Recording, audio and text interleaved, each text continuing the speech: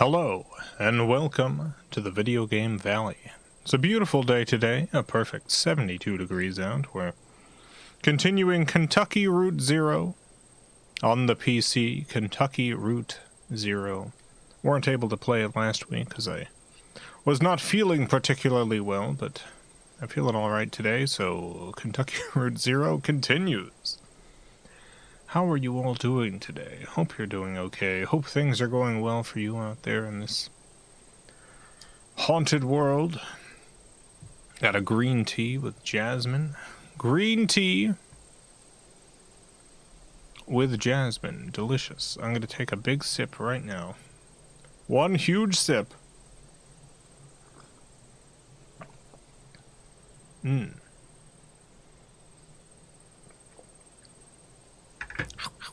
Pretty good.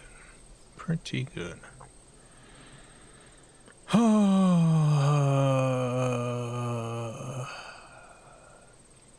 Had some soup today. Yesterday I made a big old pot of soup and finished it up today. It's ovgalemino. It's a Greek lemon soup. Ovgalemino. Delicious. Turned out pretty good. I want to make more of it, but probably wait a week or so. I want to make more of this soup. It's good soup.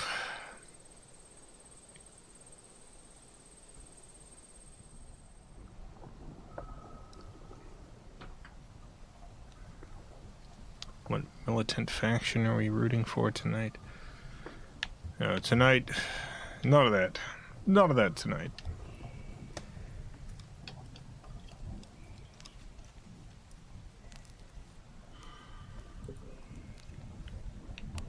Doop-a-doo. Up-a-ba-ba.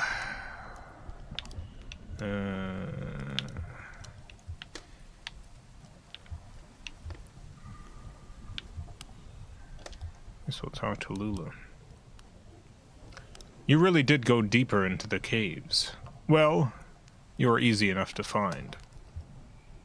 I've met a few of your former assistants. One can't help but hear things. So, this is what became of our project. Oh, I'm... What voice was I giving Donald? What was my Donald voice? I don't remember. You have more soup than you and Scotty can finish. Now, we finished the soup today, but yeah, I guess if I make a whole big pot a second time. I love making that soup. It's pretty easy soup to make. Is it a savory, sweet, or sour side? Oh, it's a savory soup. It's like a Greek chicken soup. But, you know, I make a vegan version. Oh, I've made some additions. Joseph stole the data tapes for the first half, so I've had some blank spots to fill. Yes, I know. He published his version, actually. Sorry to report that it's a bit tediously sentimental.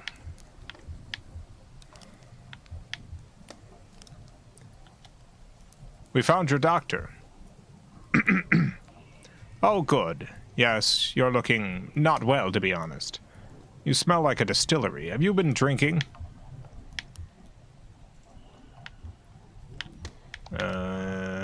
Has he been drinking? I don't actually remember. I think so. You know what? I think he has. We've been looking for you. So you found the address data. Just pass it over to Donald here. Donald, will you be a dear and crunch these numbers? We're looking to sort out a street name collision. Dogwood Drive. Wasn't the Bureau gonna process it? I insist. I have cycles to spare. I'll just pack my pipe and get to it. That should only be an hour or so. Andrew will carry it over to... I'll be at the Bureau for the rest of the night. Just mark it private materials for the attention of Senior Clark Chamberlain. So how do we get to the Bureau from here? The bridge. Yes, the bridge. Through the gate over there. Now we, too, recede into history. Good night, Donald. Meet me at the Bureau, and we'll get you on your way. Head counterclockwise to the cathode ray, then turn around. Then it's just clockwise until you find the Bureau. Alright, counterclockwise to the cathode ray, and okay. Between us, I think you should drive.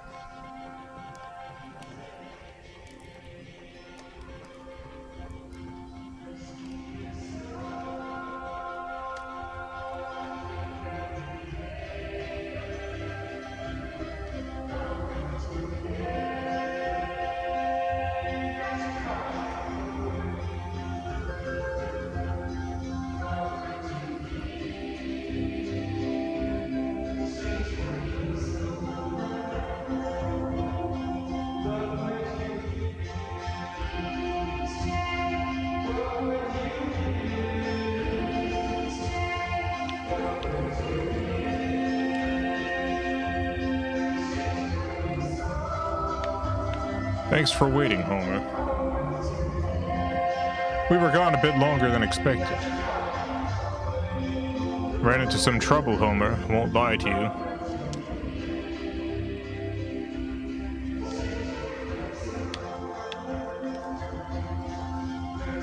What happened up there? Oh wait, no, this is Johnny. Alright, Junebug, I gave the Yogi Bear voice.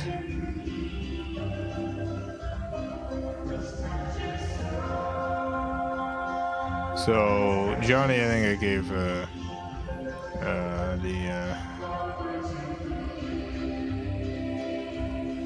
Garfield voice. What happened up there?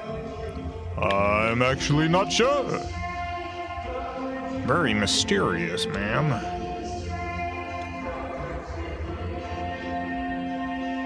I gotta write these voices down.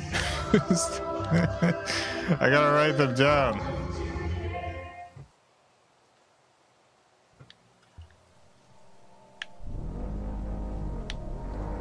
Counterclockwise to the cathode ray tube. There it is.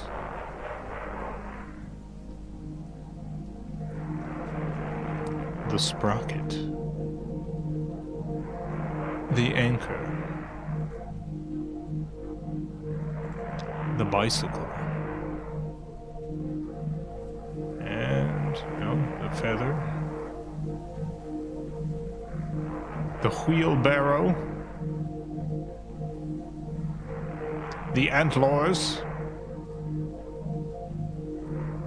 The scarecrow. And the bureau.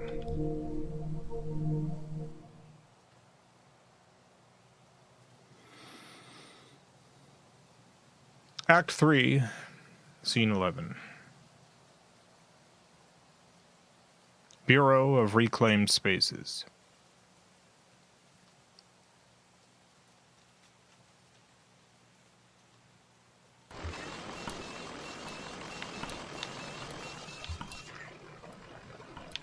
Always gotta remember to talk to Homer. Got the time, Homer? Nah, you don't care about that. Maybe I should be more like you.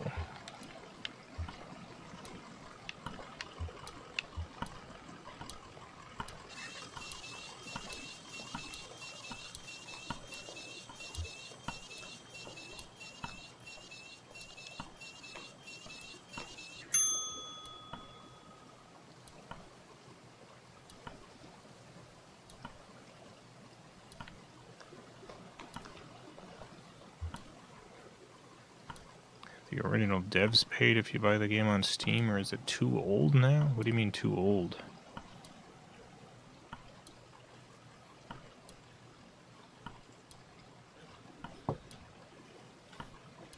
I don't understand what you mean.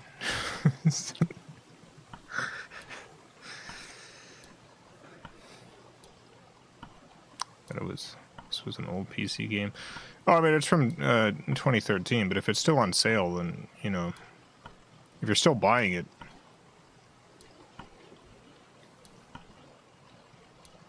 like Steam's not like it's not like a random website you're getting stuff off of. If you're buying it there, it's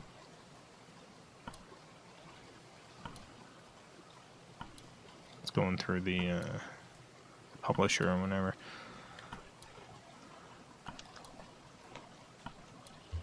Here you are. Marianne has the rest of the evening off, so I'm minding the desk.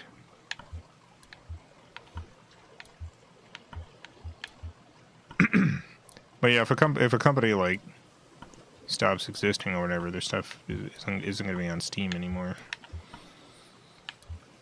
Like Steam stuff is set up by whatever company is publishing the game.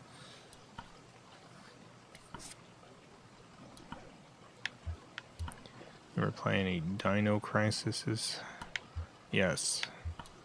Yeah, I've played a few of them, including the third one on the Xbox, like the original Xbox. Yeah, I think I've played the first 3. I don't know. I don't think there's any more after that, but if there is, I haven't played them.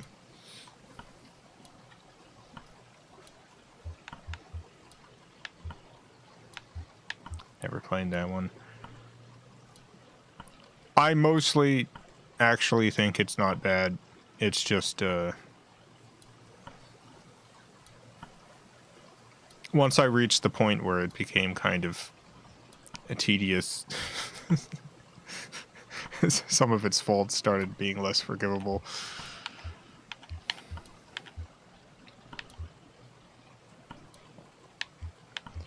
Let's see.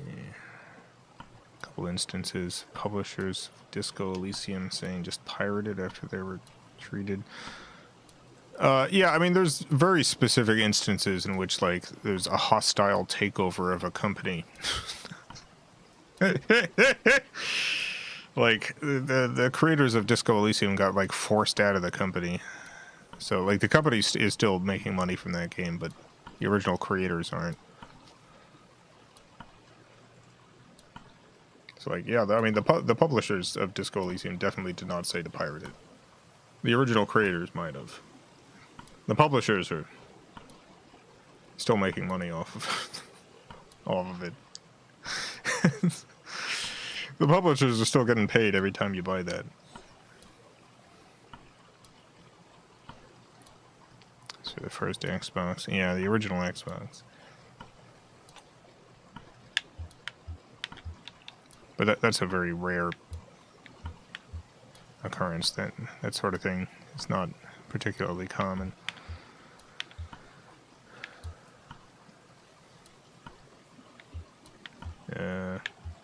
Nice place! It is, isn't it? Sometimes I forget. The acoustics in here have a way of grinding one down. The results just came in by courier. Good news! Donald and his assistants were able to sort through the noise.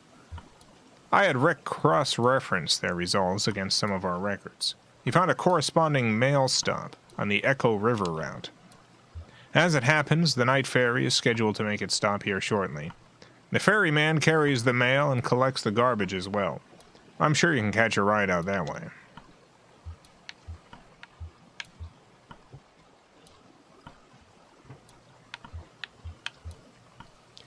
You're welcome to wait here.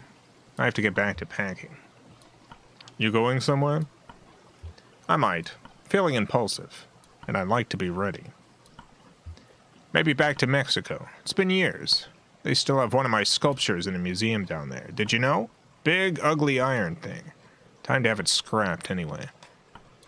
Safe travels. Try to stay out of the water. It's colder than it looks, and deep.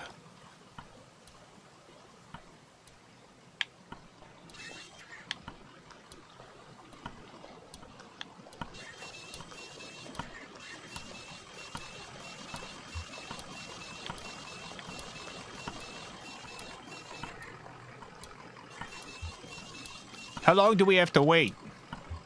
Who knows? Alright, what happened? Oh no, this is more of a, alright, what happened? What? In the church, at the graveyard. You two came out of there all weird. What happened? It's okay, you can tell him. Doesn't matter anymore. Fine. So, we were in that graveyard.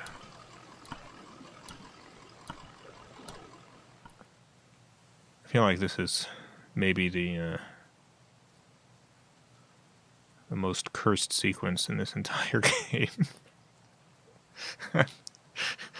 Where the strangers come from. I think about this whole scene, like, all the time.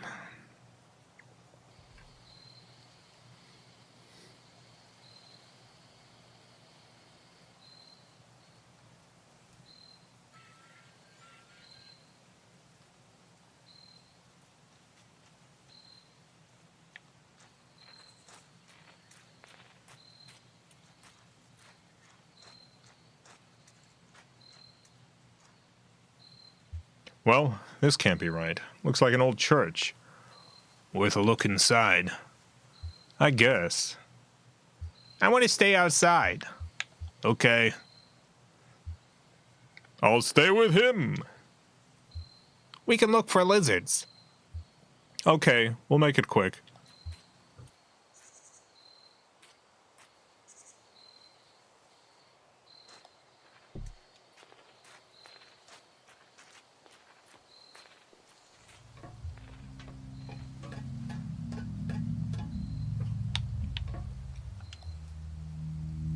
The church floor is cold metal, scuffed in flecks by unknown boot heels.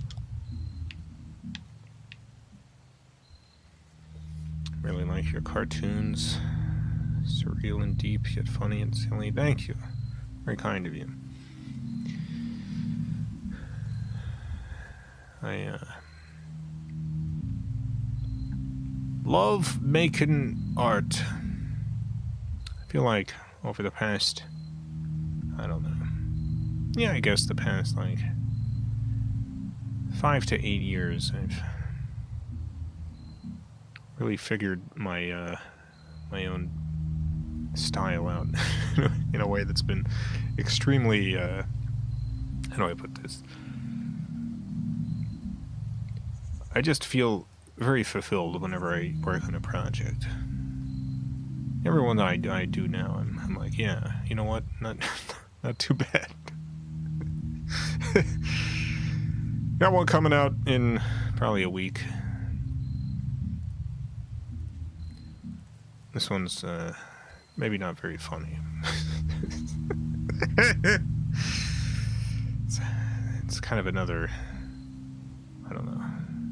It's about something that actually happened. G-Vez, thank you for the 2 Canadian. And the creaking floorboards, said Charlie. Did they?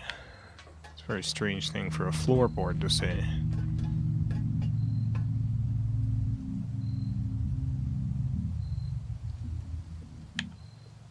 Another dump truck children video? No, nothing like that. This one's... I don't think this one's gonna make anyone depressed. I don't think this one's gonna bum anyone out. It's called Heavenly Cubes. The strangers, he kept saying. Kind of vague already, isn't it? Donald's a stranger. Heck, you and I are practically strangers.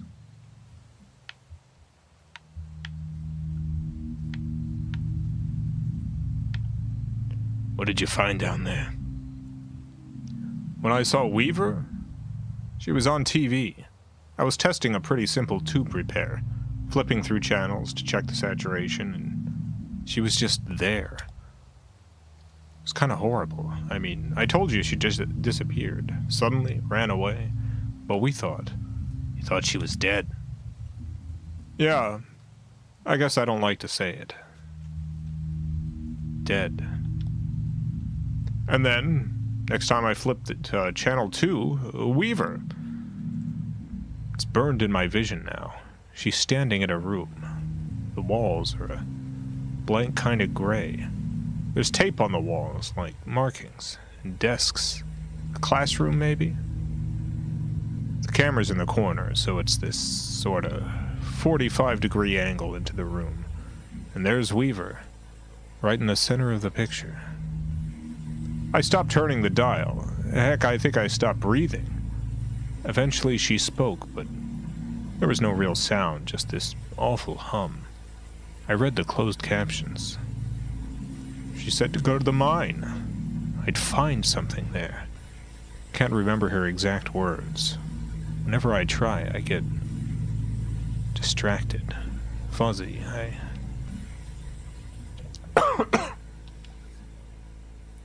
So dusty in here, right? Yeah, real dusty. You'd think, with all these holes in the ceiling. What the heck was that? Did you hear that? We should check outside. Yep. Into the floor. Time to meet the strangers.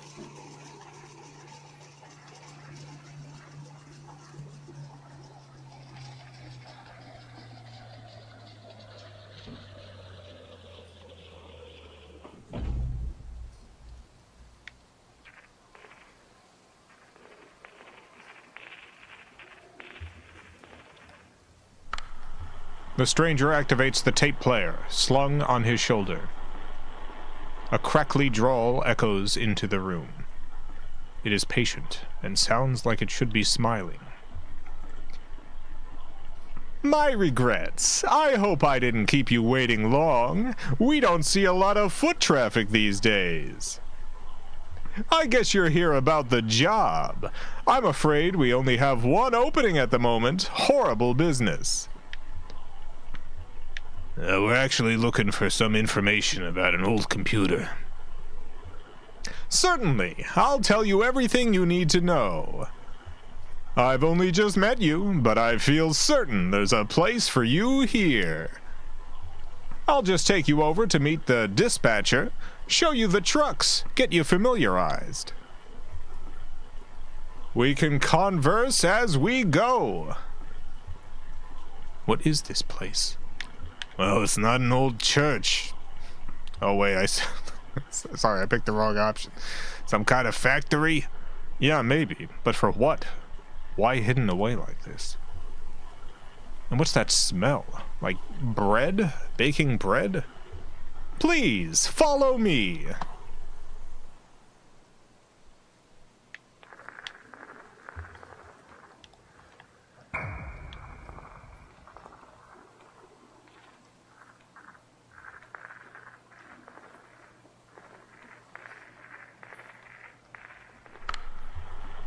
I have to ask you to step in here for a moment. This is for your safety. And adjust your outfits just a bit. There's some protective headwear up on the wall back there. Please remove your shoes and eyeglasses. I'm not taking off my shoes. Oh, I understand. It's only a courtesy to...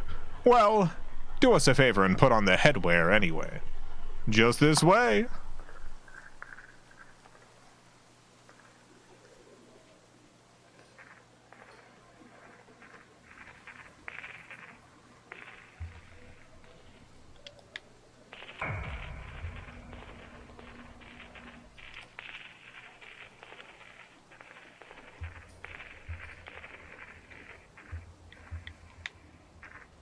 Talk to Earl.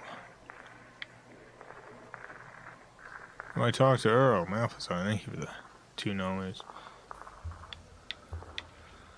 Ham to the ha, Jason. Yeah. Ham to the ha to you too. How you doing, Malphasar? More new arrivals this evening. Plenty to do. Got to relay the formula. We're actually just need to ask you about a computer. No, the orientation is all done by voice and rote. We don't believe electronics have a role in our company culture. Computers are tools. Plenty of interesting mechanical this and that ahead, though. Shall we move on? Wow, check this stuff out. It must be decades old, but it's in perfect condition. You really like old electronics? Yeah, I've got it bad. That's why I got into this business, to keep old stuff like this running. Seems like such a shame to let it just fall into ruin, you know? Like that computer back in the cave, Xanadu. Decades of engineering, thousands of years of mathematics and philosophy, all petrified into living stone. How could you just let that fall apart?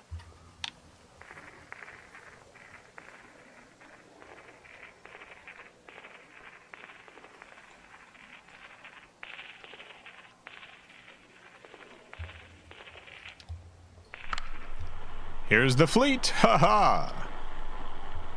Oh, we just use these to get around internally. How big is this place? Oh, it's grown a great deal over the years. Incredible to think, really. When Mr. Bishop founded this operation, it was only about 1,800 square feet, and half of that or more was occupied by camouflage to keep the law out. Hiding out in the back of an old church, purifying spirits by handmade fire, a kettle, and a dream. So the trucks are just east a ways, in shipping. You can become acquainted with the dispatcher there. Give me a tap on the shoulder if you see something that catches your eye. Always happy to show off the facilities. Sublime machinery. KJ's on it. I give her the $5. Tonight, me and my father saw the film Project Hail Mary at our local cinema. Well, I haven't read the book it's based on. I thought this was amazing. Glad you enjoyed the movie. Haven't heard of it, but I'll look it up.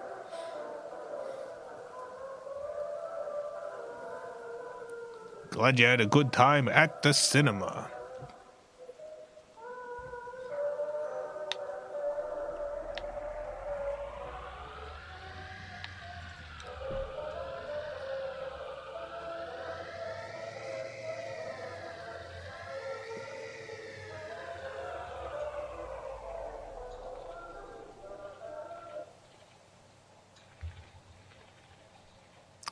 From the guy who wrote The Martian.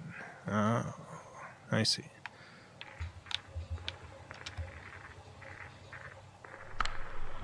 Here it is. Now I have to ask, as a matter of course, what kind of experience do you have driving trucks? I drove deliveries for an antique shop up until this last run. Aha, precious cargo. You'll do just fine. And you can drive safely, can't you? Driving all my life, for better or worse. I suppose that's all you must say. I like that. Never say more than you must. It's boastful and ugly. I do pity ill-fated Miguel. He was good company and slow to anger. But if we're speaking confidentially... Well, with all that lost product to be repaid, bourbon and glass dashed across the interstate, and a few casks, too. We're all just thankful he had no next of kin. So, let's see if we can ring up the dispatcher.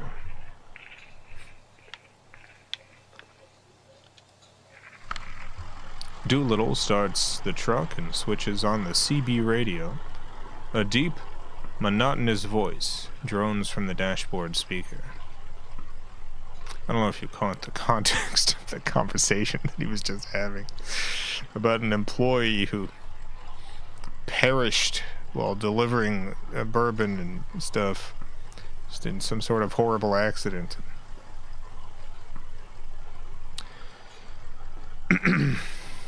The silver lining is that this person was all alone in the world, and so the debt the company would have placed on them for the ruined merchandise in his fatal crash didn't go to any next of kin.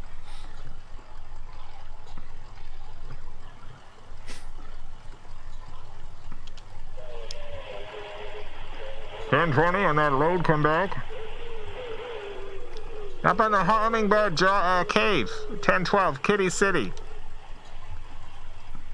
This is a good time, dispatch. We may have found Miguel's replacement. Thought you might like to get acquainted.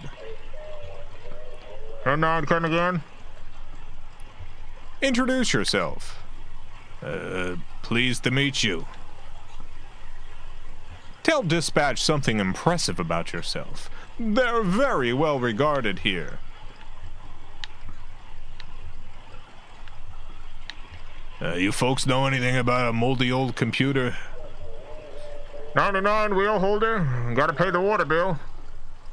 Ah, so I'm certain they'll call back before long. Let's take a look around the truck, eh?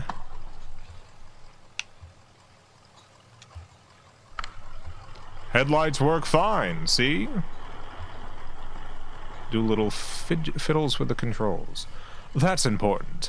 Most of our product goes out at night. You never know who you'll run into in the daylight, and dusk can be treacherously misleading with all that indirect light. The magic hour, eh? Magic hour, sure.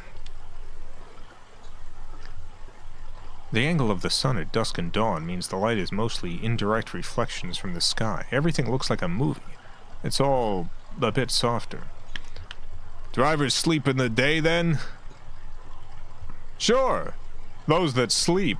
Miguel pulled extra day shifts when he could. Sometimes he'd help me, you know. Sometimes over in bottling. He shouldn't have been out driving at dusk. Weird shadows. Soft light. Dangerous. Headlights look, pretty okay. That they do. Moving on. Oh, sure. I know you'll want to look, kick the tires, that sort of thing. That's the thing we do, isn't it? As though our knees could exert the kind of force these tires see out there on the road. We're more likely to hurt ourselves. Isn't it the way, eh? Sure, they're big machines, but they can be fragile. Absolutely. A truck deserves care and fearful respect, like a glass elephant. Miguel was a good driver, but he didn't have that quality of deference. Kind of man was Miguel? As I always say of him, he was good company. Many of us have found ourselves in his position, arrogantly grasping at personal sovereignty when our lives had become unmanageable. There's no shame in it, only condolence. Now, what else can we show you? Control the wipers with this knob here. Do little fiddles with the controls. They seem to have a decent torque on them, eh? Can't say how they'd fare in an ice storm, but we must never delay a shipment. Better to assume the risk. You folks watch the weather closely? I wouldn't know it if I saw it. Too many years of climate control. Have I mentioned I rarely, if ever, leave our facility? I wouldn't know the rain if it drowned me. Sure the wipers are fine. Of course, what else then?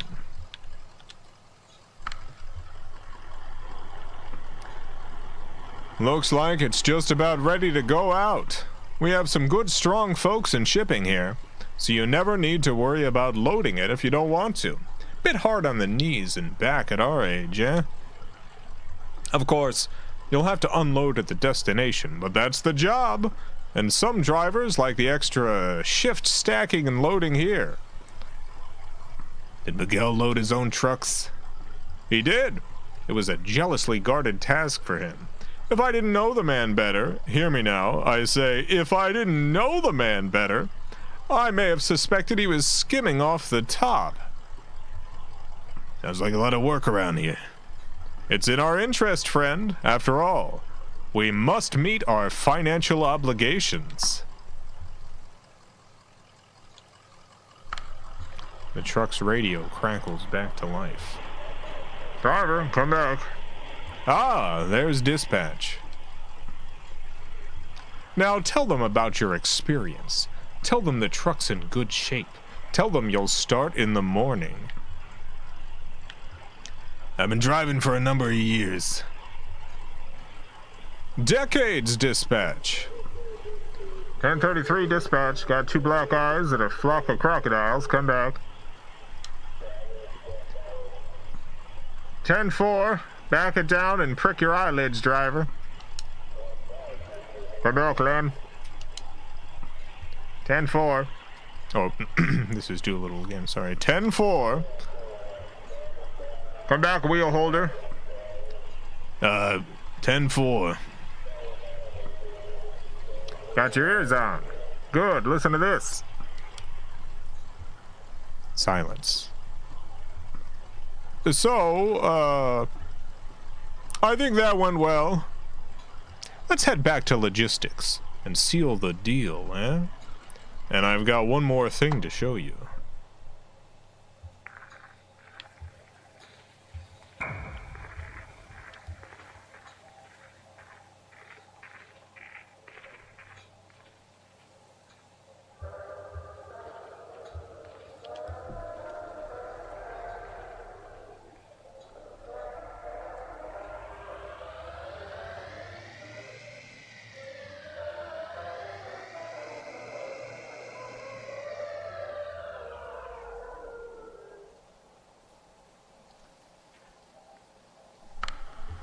Let's head back upstairs, eh? I have one more thing to show you.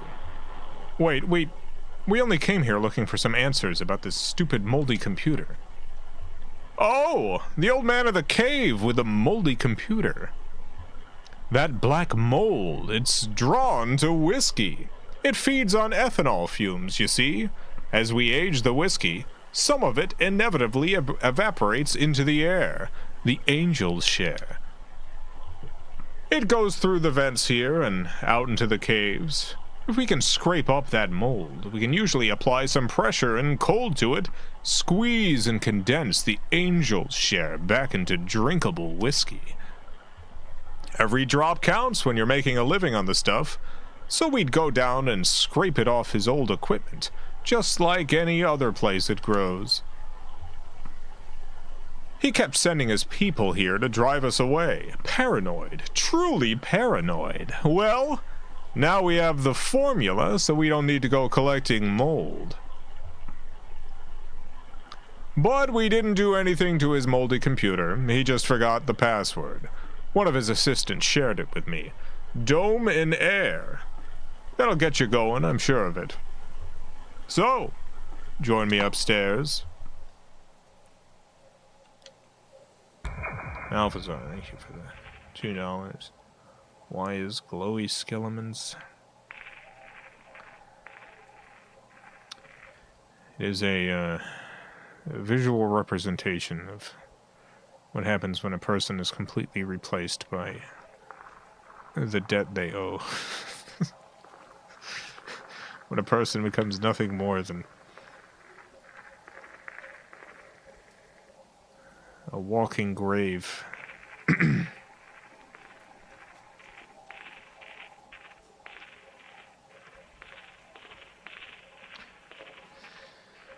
Conway got in an accident, and he went to a doctor and had to sign away a tremendous amount.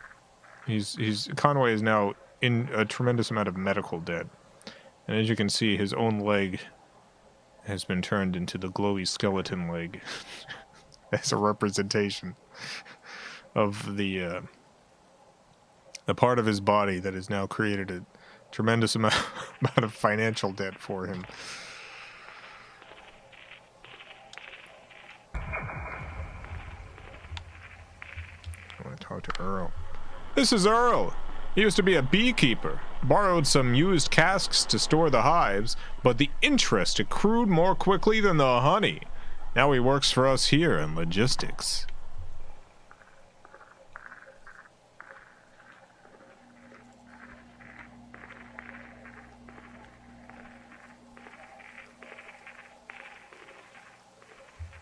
If you don't mind.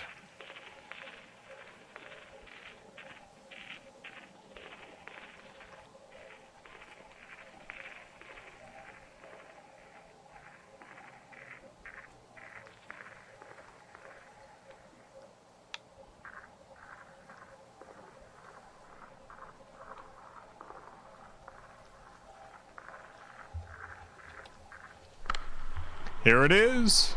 A beauty, wouldn't you say? It's an antique, you know. What is it?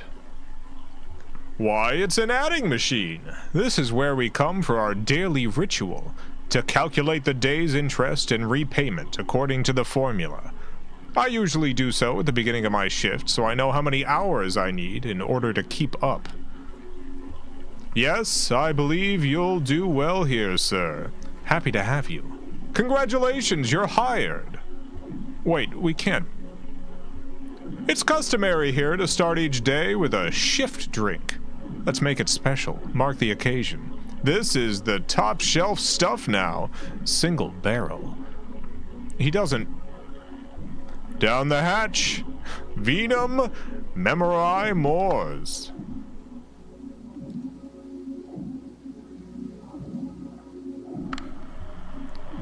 Decent enough?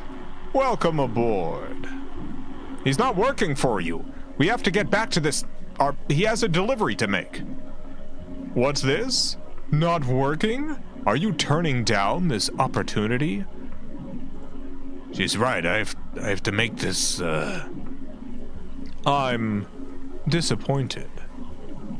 And I'm afraid that leaves us with a delicate problem. As I indicated, this is the top shelf stuff you're drinking now. It isn't cheap.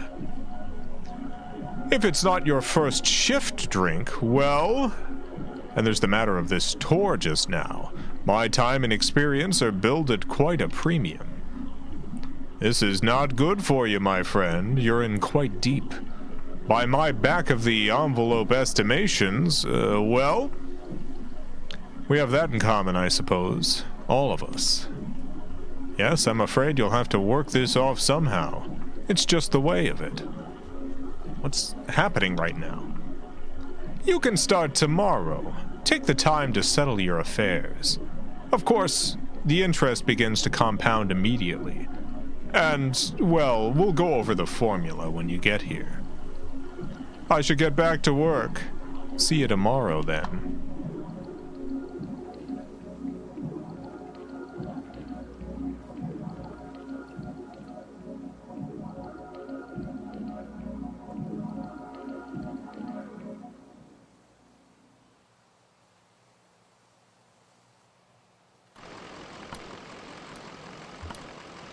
So, guess I start in the morning.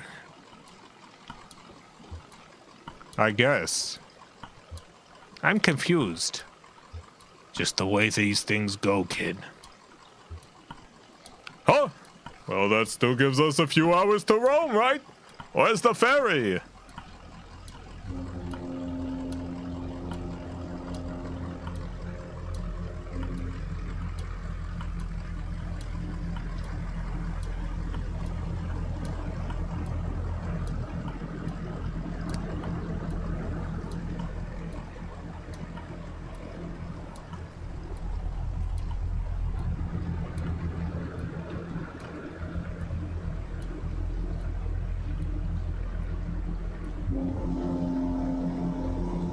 Well...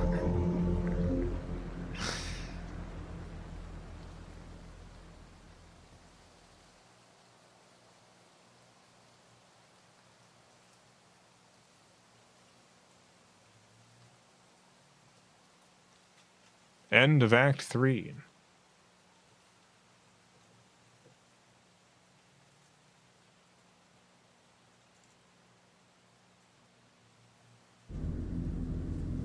Here and there along the echo.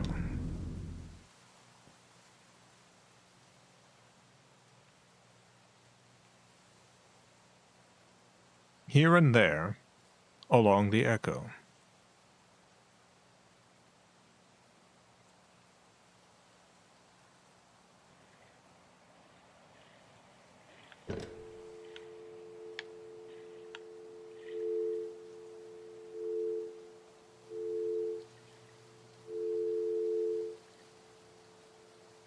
Malvazar, thank you for that $2. You load 16 tons, what do you get? 1 million tons.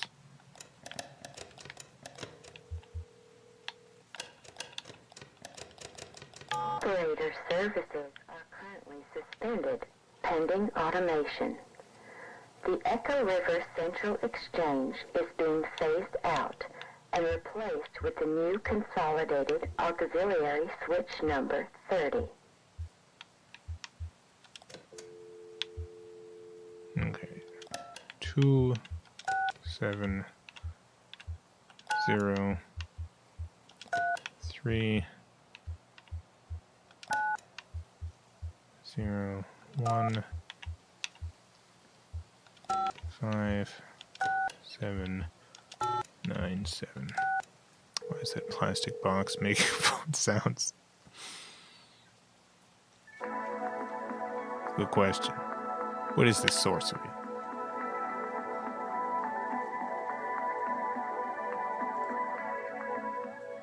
Hello. You have dialed into Here and There Along the Echo, a guide to the Echo River for drifters and pilgrims. This guide is a public service provided by the Bureau of Secret Tourism.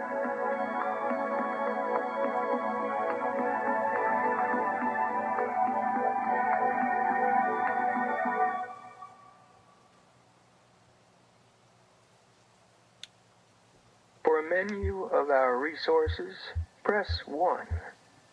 If you have an extension to dial, press 9. For more information about our organization, press 3.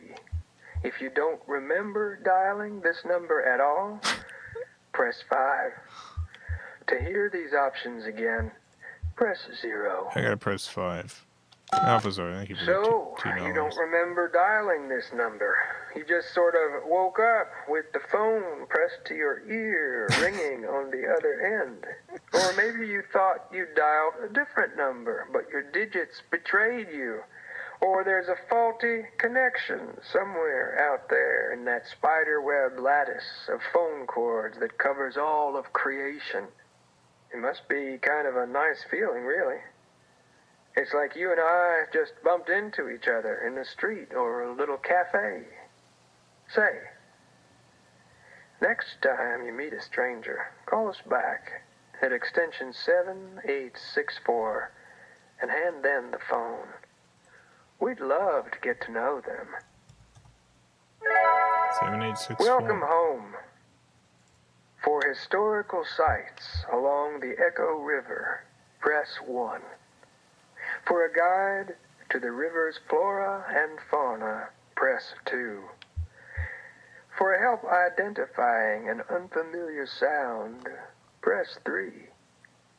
If you're holding a snake right now, press 4. To hear these options Definitely again, pressing 4. press 0. Malvazar, thank you for the $2. Togepi wants you to call the table hotline. So, you're probably not in any danger, but why are you holding that snake? If you're involved in an exchange of some kind, press 1. If holding the snake is part of your spiritual practice, press 2. If you don't remember why you're holding the snake, press 3. To return, okay. What's the last thing you remember? Please describe your memory in as much detail as you are able, paying particular attention to any smells and sounds you may recall. Were you breathing through your mouth or your nose? What did the air taste like? And so on. Feel free to call again with extension 1618 and tell us the whole story. All right, let's roll up our sleeves and get to work on this here snake situation. Mm-hmm. What you're going for is a kind of gestural conversation. Don't worry, I'll lead you two through it. Give that snake a name and look her right in the eyes and say her name. I'm going to go with Delia for the purpose of demonstration, but you pick a suitable name. Well, Delia's good. Try to follow along with me here to the best of your ability. Delia, take it easy now. What if all of this is just a reflection of a reflection? Yeah, Delia. Now hold the silence while she processes that metaphysical curveball.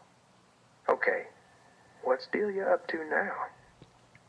If she's staring right back at you, press 1.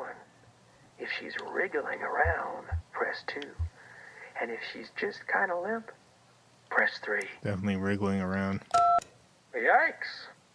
Okay, slowly, slowly, lean in like you're gonna kiss her. You really gotta make an impression here. I mean, it is crucial. Maintain eye contact to the best of your ability. When your face is just an inch from Delia's, let out a slow, gentle sigh. Let your breath warm up that frosty snake blood, you know? Gently. All right, where are we at? If the snake is breathing heavily, press 1. If she's curled around your forearm, press 2. If her tongue is extended, press 3. I think her tongue is extended. You just point your tongue right back at her. If hers moves left, yours moves right, and so on. Maintain eye contact so she knows you're not making fun of her. There you go. Delia should be in a kind of a calm, thoughtful state now, so you can move on. So put that snake in some grass or something. Let Delia be free like a snake should. And go ahead and wash your hands if you care to. I would. Welcome home. For historical sites along the Echo River, press 1. For a guide to the river's flora and fauna, well, if you're dialed into this here informational resource, then you're a certain kind of beachcombing, bat-calling sightseer. So let's take a driftwood inventory. Mm-hmm. For a diver's guide to underwater islands, press 1. For forgotten places, press 2. For restless places, press 3. For what little we know of the Iron Pariah, press 4. Oh. For food and drink recommendations, press 5. To return to the main menu, press 6. What are all of these? To hear these options again, perhaps it's the violent displacement of natural gases. Perhaps the river tilts to face the moon, slowly changing the angle of its surface over time. Some sailors blame corked rocks.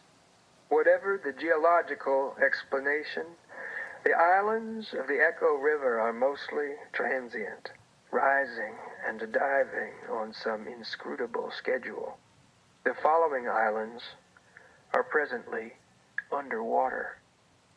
The Green Island, island number 8192, Rock of Magnets, Nelson's Island, Water Tree Keys. This list is current as of now. For a diver's guide to underwater islands, press 1. For forgotten places, press 2. Perhaps it's the violent displacement of natural gases. Perhaps the river tilts to face the moon, slowly changing the angle of its surface over time. Some sailors blame corked rocks. Whatever the geological explanation, the islands of the Echo River are mostly transient. I want to pause it. I gotta do birthday machine stuff. Schedule. The following islands are presently underwater. That's okay. Okay, we've successfully paused. I wonder what happens if you actually call this number. I gotta do it right now. And then we'll do birthday machine stuff. Call failed. Dang it. I was hoping you could actually call this number, but you might have been able to in the past. Definitely can now.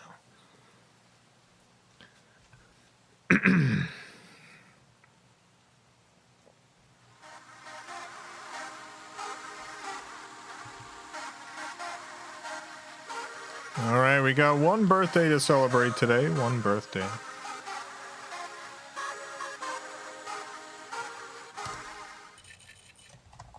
It's Jimbo's birthday. Happy birthday, Jimbo. Let's see what the machine's got to say to Jimbo.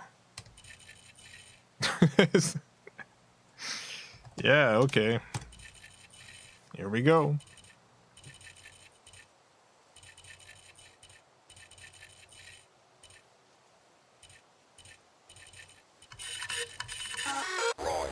Date has been calculated. Let's fill out your birth fate card.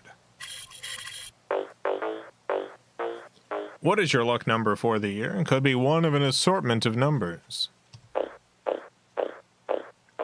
339. How about your letter? Oh. Yeah, sure. Okay. Wasn't sure what I thought, but I've decided I'm in favor of this. How's the weather? Snakes. Who knows? Lightning, snakes, it's something. Any of those hatch an egg? No. Got a joke. Birthday Machine has written a joke just for you, Jimbo. Here is your joke. Why did the magnificent poet break a promise to the wary whittler? Good question. Why did the magnificent poet break a promise to the wary whittler? Ha! I chuckled. It's the wonder of justice with the hatred of the angels behind us. Birthday Machine has looked to the stars, determined that your friend constellation, why, it's the magnificent ferret. Enemy star, Chi Phoenix, number 6253. Has there been a cosmic event? Let's look at the data. Let's look at the charts. Uh-oh. Gather round, everyone. It's time to sing. To whom? Jimbo, of course. Join me if you can. Birthday happy for Jimbo. What a strange day for Jimbo. The hatch of the soft egg. No more juice for Jimbo. I see shadows on Jimbo. Sing this song for our Jimbo. We cannot be silent. The fates never lie. I suppose not. Reflect on this, Jimbo. If someone you don't know will walk angels, well, then the wind will never stop blowing as a strange, conscious egg laughs itself to sleep. Don't know what that means, but thank you, Birthday Machine. Finally, we have a one-of-a-kind work of art created by the machine just for you, Jimbo. Here it is, your one-of-a-kind work of art. I love you. You've stumbled upon a pigeon who's in a bit of a situation. Or maybe the pigeons brought this to you, Jimbo. Happy birthday, Jimbo. Hope you have a wonderful, wonderful birthday. And many more.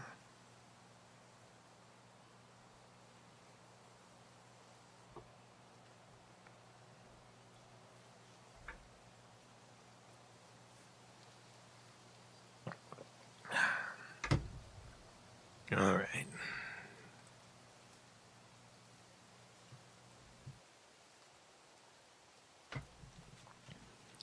Okay. The Green Island. Island number 8192. Rock of Magnets. Nelson's Island. Water Tree Keys. This list is current as of now. For a diver's guide to underwater islands, press 1. I heard that one. For forgotten places, press 2. For secret tourism, forgotten places are the vital spark. Take no pictures here, nor souvenirs. Write no travelogues.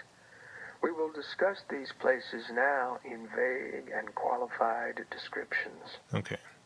For the town with no roads to it, press 1. For the silo of late reflections, press 2. For the monument to something that we don't remember what it is, press 3. I suppose it must have been an important event if we felt we needed to commemorate it. The monument looks like it was a lot of work to put together. I wonder if it was a happy occasion, something we were celebrating and didn't want to let go of, or if instead it was something so horrible that we never wanted to forget it, for fear that we'd accidentally do it again. There isn't a plaque or anything. I guess we didn't think we'd need one. For a diver's guide to underwater islands, press 1. For forgotten places. That's here, another forgotten place. Tourism, forgotten places are the vital spark. Take no pictures here, nor souvenirs. Write no travelogues. We will discuss these places now in vague and qualified descriptions. For the town with no roads to it, press 1. There is a town which has its own roads, but which no other roads connect to. They send and receive mail. There is a school, and so on. But what I want to tell you about now is the horses. There are horses living wild in this town. I forget how they got there. They don't stay in stalls. They sleep outside. They walk through the town, on the streets, or on the sidewalks, and the people of the town think of them as elegant, wordless neighbors. For a diver's guide to underwater islands, press 1. For secret tourism, forgotten places are the vital spark. Take no pictures here, nor souvenirs. Write no travelogues. We will discuss these places now in vague and qualified descriptions. For the town with no roads to it, press 1. For the silo of late reflections, press 2. There is a silo so tall and strange that it can take years for an echoing word to bounce from bottom to top and then bottom again. If you wait patiently, you may overhear the conversations of earlier visitors. I once had an argument there with a dear friend, but I forget what it was about, and we haven't spoken since. Maybe I'll go find out someday. For a diver's guide to underwater islands, press 1.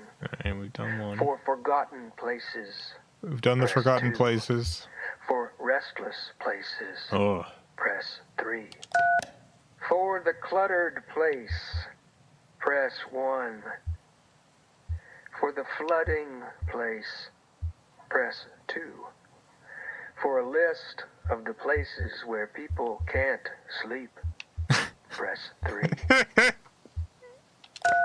People can't sleep in the wet grass or on the bridges of New Königsberg. They can't sleep anywhere near Lake Lethe because it's too large. Nobody can sleep with their toes in the river because it's too cold. People can't sleep where I sleep because I'm all knees and elbows, and anyway, there isn't enough room for both of us. I'm not sure if anyone can sleep on the deck of the Mucky Mammoth, but I'm certain they can't sleep on the trash barge because of the smell. If you have anything to add, please call us back with extension 7360. For a diver's guide to underwater islands, press 1. For forgotten places, for the cluttered place, press 1. There is a place always cluttered by debris floating along the water. Otherwise, it's unremarkable. In fact, the only way to find it is to notice that there happens to be more trash there than anywhere else around. I wonder why that is. For a diver's guide to underwater islands, press 1. For forgotten places, press 2. For the cluttered place, there is a place that regularly floods. I first saw this place years ago when an acquaintance of mine, an artist, built an installation there. The work was very complicated. All of her artwork is. I remember it was made from huge piles of recycled newspapers. Unfortunately, she wasn't able to complete it before the flood came and wiped it out. The next time I passed by this place, it was full of young men and women on bicycles. They'd built a track weaving through the soggy ruins of my acquaintance's flooded artwork. The rising water level quickly made it too dangerous to ride in anymore, and many bicycles were crashed and abandoned. The last time I saw the place, it had been repurposed to store handmade pottery earmarked for sale out of state. By the time I arrived, there was just a pile of ceramic fragments dashed by floodwaters against rusting bicycles and gray pulp. I've heard recently that this place has been reclaimed again. Surely this time, things will be different. For a diver's guide to underwater islands, press 1. For forgotten places, press 2. For restless places, press 3. For what little we know of the Iron Pariah, press 4. Oh, yeah. The Iron Pariah is just what she's called along the Echo River.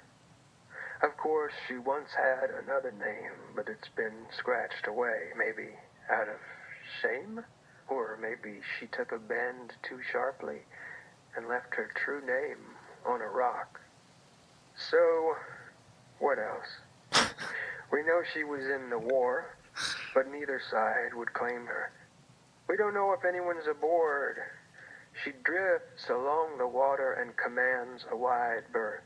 Tourists, if you hope to document the Iron Pariah, I fear you will be disappointed. She has a beguiling way of vanishing from photographs. Steer to shore and let her be carried along in silence. Pilgrims, I wouldn't dare to interfere. For a diver's guide to underwater islands, press 1. For forgotten places, press 2. For restless places, press 3. Mm-hmm. For what little we know of the Iron Pariah, press 4. For food and drink recommendations, press 5. For food, press 1. For drink, press 2. To return to the main menu, press 5. If you plan your journey along the Echo to be a slow and thoughtful one, you will surely want to eat. Probably. It's true, and even advanced preparation can still fail you. Maybe the food you've packed will fall in the water and be spoiled. Or it could be stolen by a bat. Well, the water sustains all travelers. Catch it yourself in the river, or have something prepared for you at this place out on the lake. The restaurant is called, well, it's out on Lake Letha. It has to be out there where the water is deepest. If you go early in the morning, you might see the diver bring in his nightly haul. Weird creatures from weird depths, fish, crabs, jellies, things we don't have proper names for at this elevation. Sam and Ida's, that's the name of it. Sam dives, Ida cooks. Unique fare and uncommon conversation, to say nothing of the decor. If you do stop by, tell them I said hello, and that they're always in my thoughts and prayers. For a diver's guide to underwater islands, press 1. For forgotten places, press 2. For restless places, press 3. For what little we know of the Iron Pariah, press 4. For food and drink recommendations, press 5. For food, press 1. The water is fine, but more adventurous tourists will surely be looking for stronger stuff. Move quickly along past any strangers with cheap bourbon flasks. You can get that hard times rot gut anywhere. If you're traveling by boat, you'll want the traditional seafarer's liquor. As it happens, there's a watering hole called the Rum Colony, wholly devoted to the stuff. You know, mixed with sugar and bright colors. I've heard it's excellent, but I never drink the stuff. I take my spirits clear. For a diver's guide to underwater islands, press 1. For forgotten places, press 2. For restless places, press 3. For what little we know of the Iron Pariah, press 4. For food and drink recommendations, press 5. To return to the main menu, press 6. To hear these options again, welcome home. For historical sites along the Echo River, press 1. For a guide to the river's flora and fauna, press 2. For help identifying an unfamiliar sound, press 3. If you're holding a snake right now, press 4. Right done the snake thing. To hear these options again. For a catalog of subterranean birdsong, press 1. For help identifying something that's happening in the dark, press 2. If you are hearing organ music, press 3. Always. To return to... Lucky you. Does it sound like this?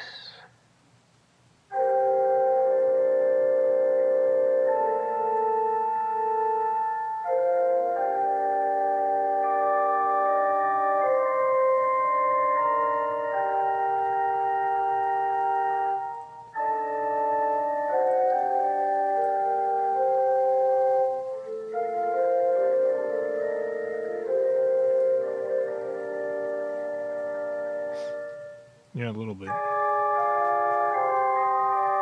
That's pretty much it.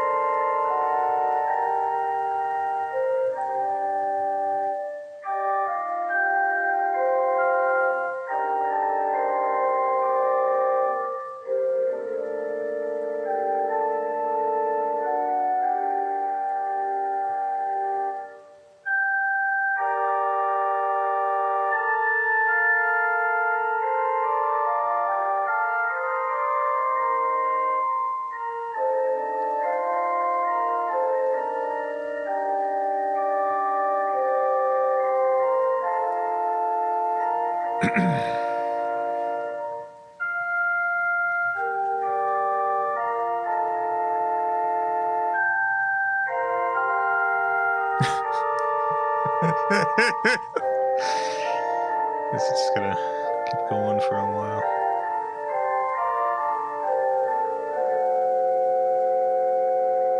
What's your opinion of Carnival of Souls? Is that the movie where the woman gets hired to be an organist at a small church or something, and then I forget what happens. They think she's in league with the devil or something.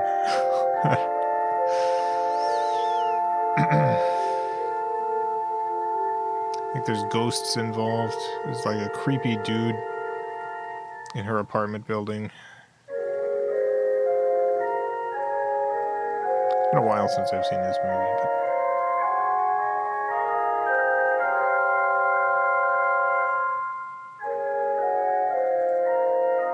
I liked it.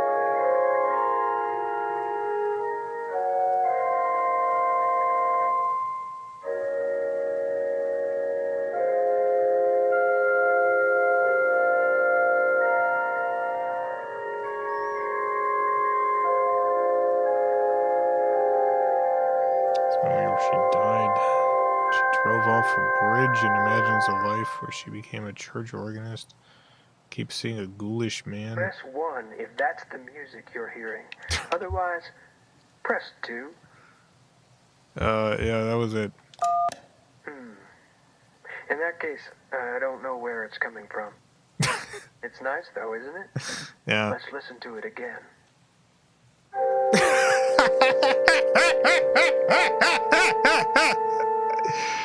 Unbelievable.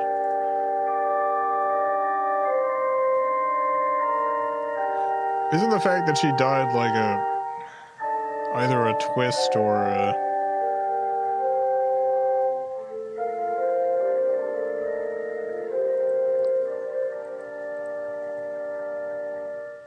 I don't know.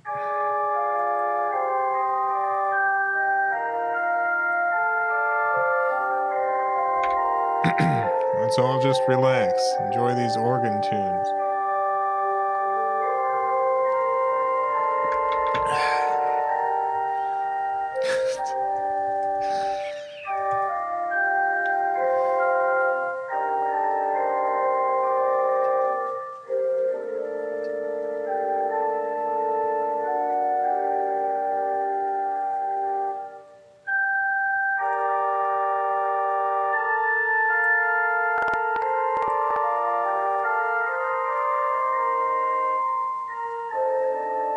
Gotta commit to the bit. Gotta commit. I do have plans for the FilmCow phone number. It's gonna do, at some point, it's gonna do more than just play the table. You'll be able to still listen to the table. But I do have a whole sequence planned.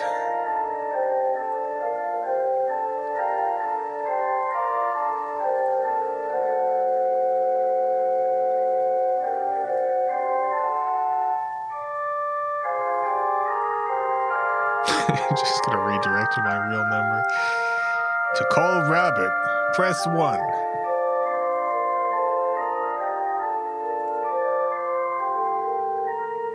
To send a loud, high-pitched squealing sound to Robert, press 2. To call the police on Robert, press 3.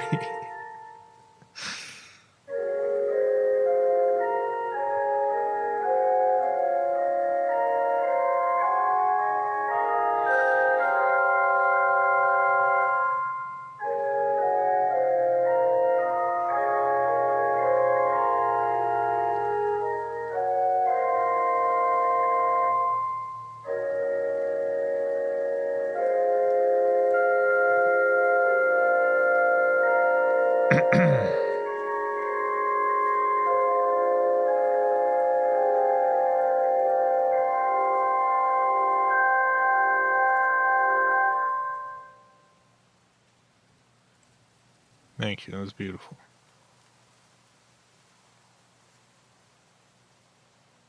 For a catalog of subterranean birdsong, press 1.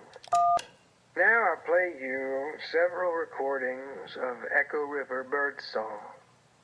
When you hear a song you want to know more about, just press 1. At any time, you can press 5 to stop.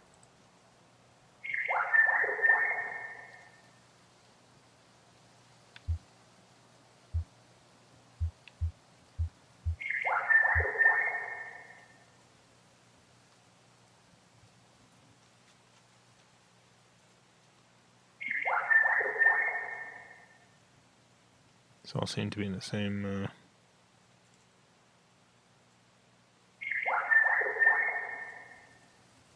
same song, same bird song.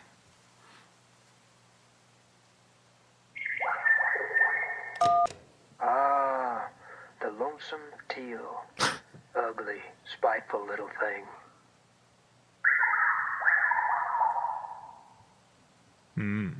I see.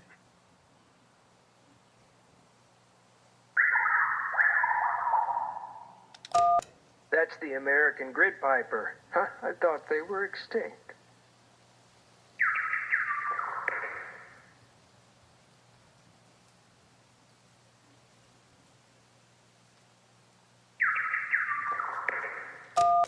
the rock sparrow. Don't feed him. He'll come back with friends. What if I want bird friends?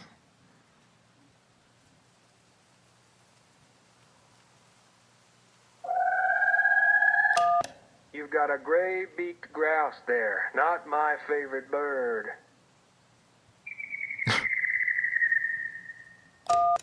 That's a morning hummingbird, so named because they bury their dead. Oh.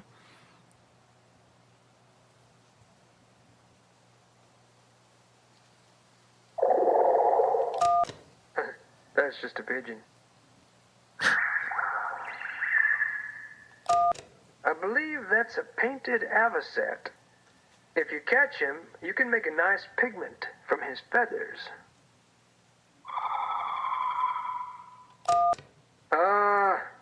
The peat-breathed riverbill. Keep an eye on that one. They make their nests out of stolen jewelry. Bank. For a catalog of subterranean bird Malphazar, songs, thank you for the press $2. 1. For help identifying something that's happening in the dark, press 2. I'll press 2. If you are hearing Send a organ pterodactyl to harangue Press Alex. 3. Press music, to return 1947. to the main menu, the wet, Don't wanna do that. rocky contours of the Echo River make for sometimes baffling reverberations that turn mundane sounds into weird, rattling symphonies. Like that. It can be a challenge to pick through the clamor and recognize even something as simple as water dropping in a metal bucket, especially in the dark. Here are some examples. When you hear a sound you want to know more about, just press 1. At any time, you can press 5 to stop.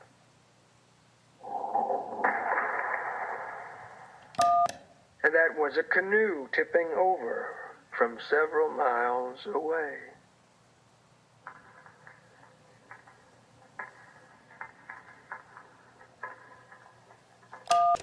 That was someone burning a phone book.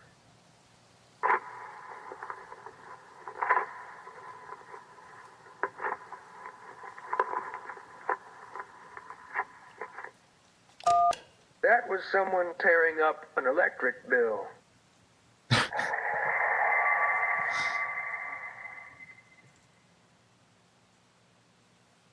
Let me hear that again.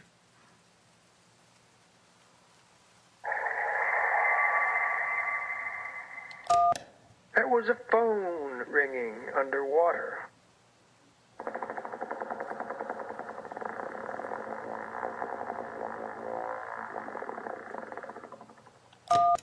That was a motorboat's propeller failing. That was dirt being thrown on the lid of a coffin. Oh. And that was a canoe tipping over Okay. several miles away. For a catalog of subterranean birdsong, press 1. For help identifying something that's happening in the dark, press 2. If you are hearing organ music, press 3. To return to the main menu, press 5. To hear these options again, welcome home. For historical sites along the Echo River, press 1. For a guide to the river's flora and fauna, press 2. For help identifying an unfamiliar sound, press 3. If you're holding a snake right now, press 4. To hear these options again, press 0. I guess we're done.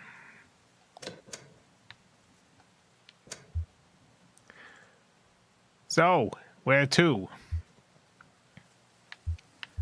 I could use a taco or something. I'm starving. I ate all that jerky. Supposed to be a sort of flooding cave nearby. Could get into that. Maybe we grab some coffee at a gas station on the way. Think they charge admission? I'll spot you. Probably free, though. You're an angel. Ready to go? Yeah, let's go.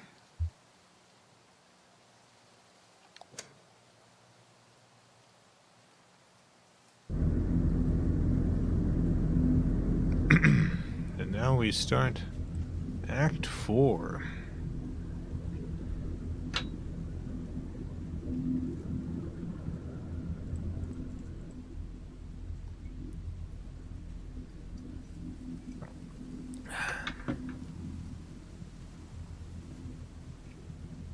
Time to call a table number. I don't think the table number works on the Kentucky Route 0 phone.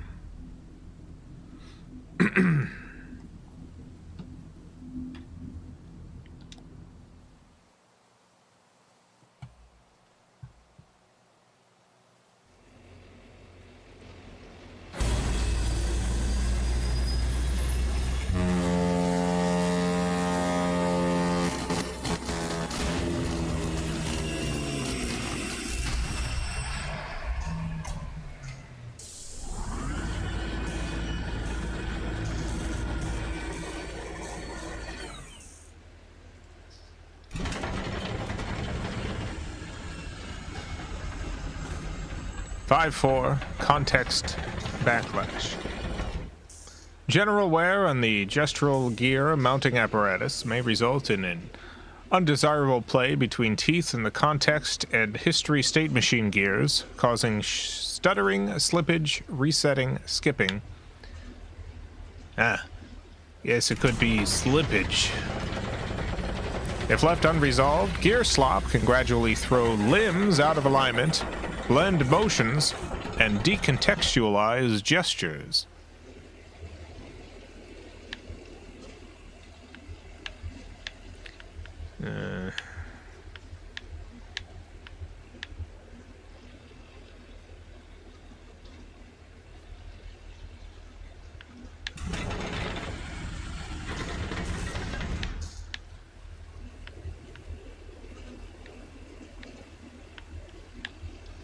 Gesture context, huh? Gesture context. All gestures happen in a context. The set of preceding gestures, the overall orientation, and extended variables such as time of day and inferior affect gear angles.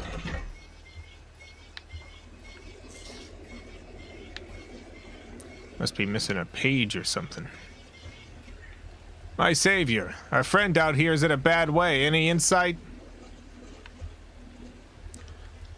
I try to stay clear of high voltage these days. I don't at all blame you, especially down here. On the water, I mean. Sure, it's dangerous, but this is where she lives. What brings you down to the Echo tonight? I always end up here, eventually.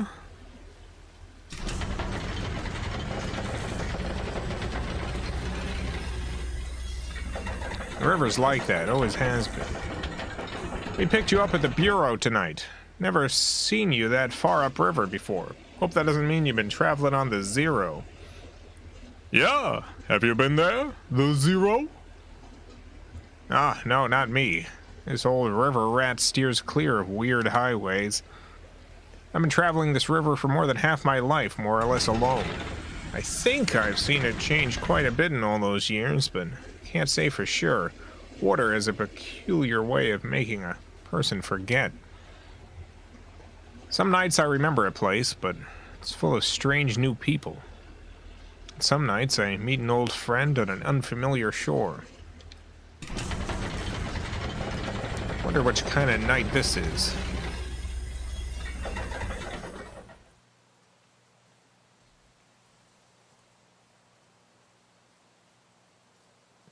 Act 4, Scene 1.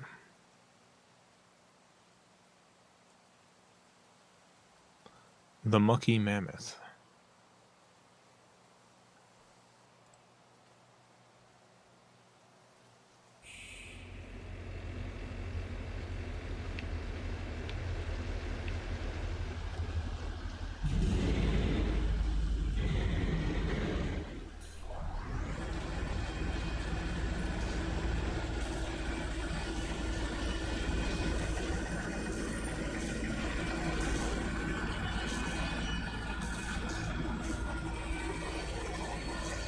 Or we on molten whiskey fed and... Oh! What gears? What gears?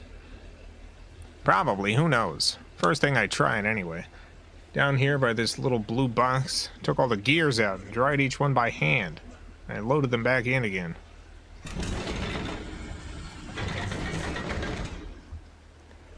That took care of the grinding sound, but her trunk keeps doing that sparking, clanking, weeping thing. To be honest with you, I'm not really qualified for this work.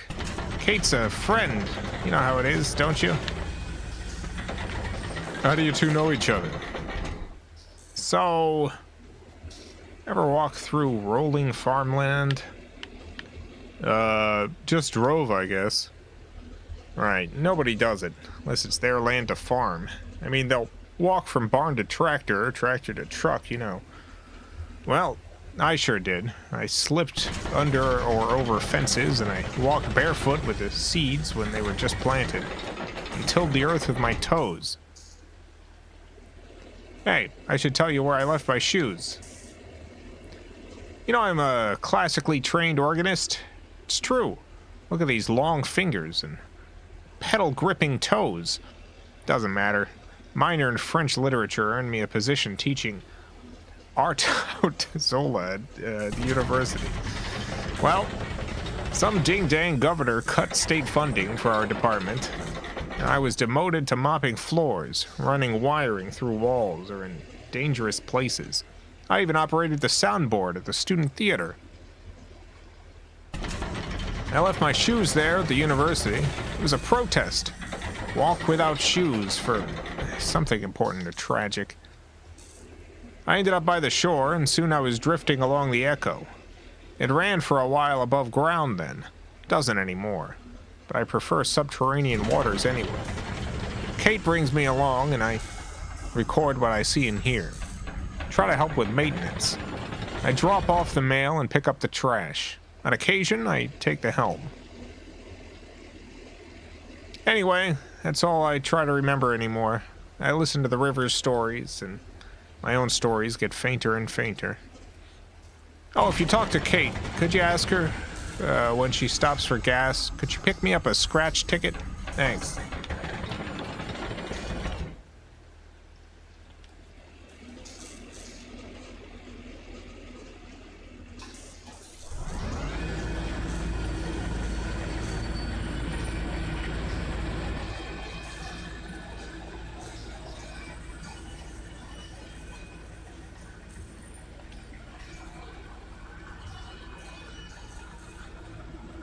How's that cold river spray treating you?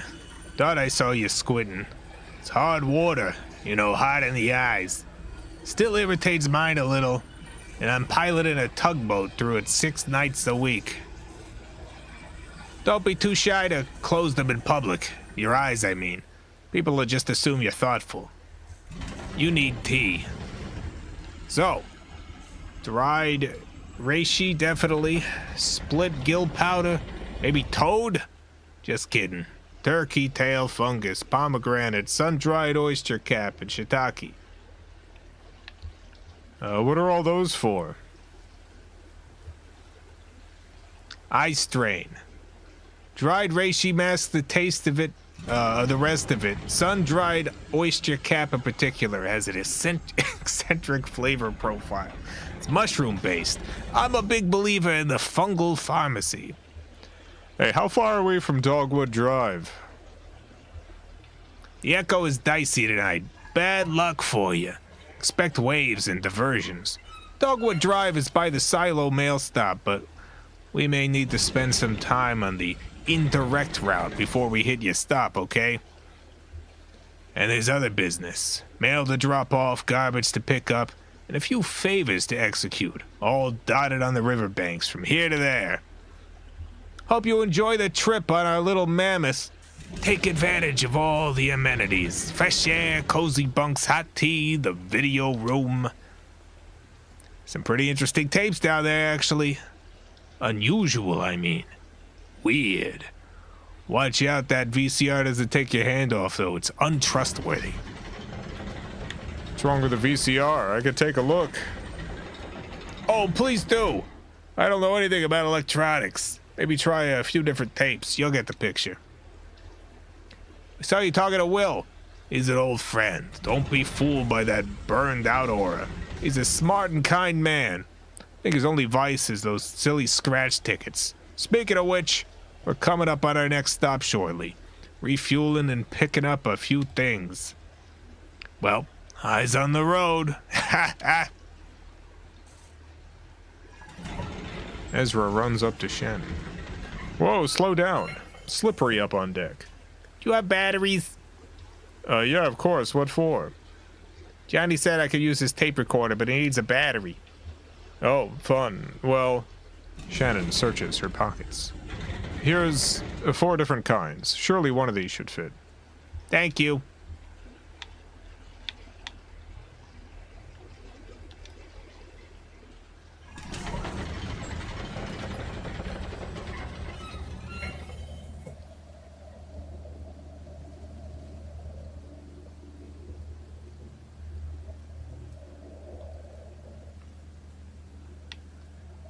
A little cat. Really? You were entranced. You don't remember this? It's okay. We've all seen a lot of concerts. Cyrano opened. His tape machine was broken or something. It got really cosmic. Right, at the flower shop. I remember that show. It's just... Sorry, Clara. Well, you'll have a second chance to hear it tonight. That was fast. Got the batteries? Let's see. Perfect. This one'll do. So you hit this button here to record. Hold it right here so you don't cover the microphone with your hand. Bet you'll find a lot of good sounds just around the tugboat. Plenty of tape in there, so don't be stingy with it. Just record anything that catches your ear. Really changes the way you listen. For the better, I mean.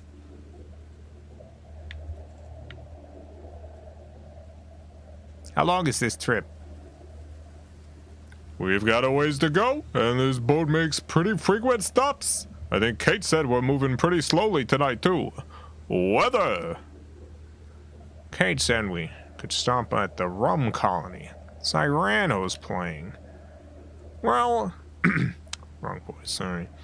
Well, that's ideal. I'm supposed to meet a lady there to look at some old engine parts about 3 hours ago. 3 hours goes fast at the rum colony, ma'am. I bet she's still there. Hope we don't stop there too long. My concert's soon. I don't want to keep them waiting.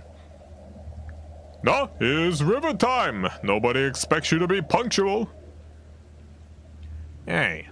Why don't you give that tape recorder a try? See if that cat over there has anything he wants to say.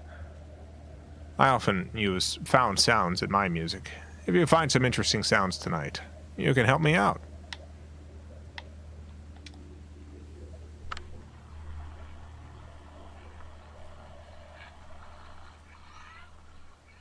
Yeah.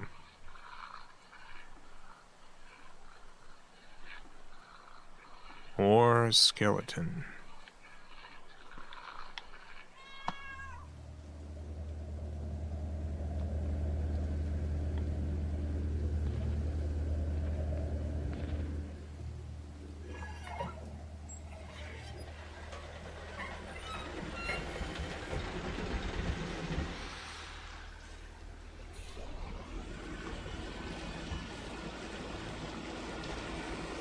You know, it's the strangest thing.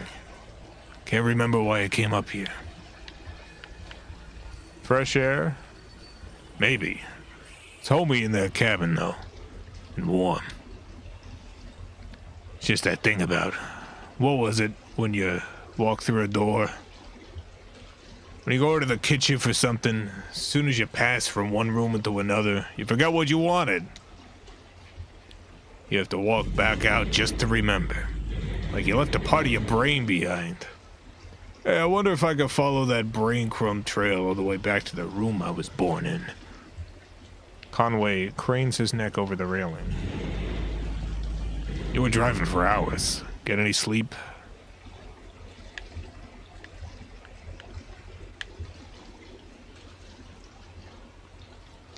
I had a weird dream. Yeah. It's when you get the strangest dreams, when you nod off, right? Just kind of dip your toes into sleep. Some weird image floats by and takes a nibble.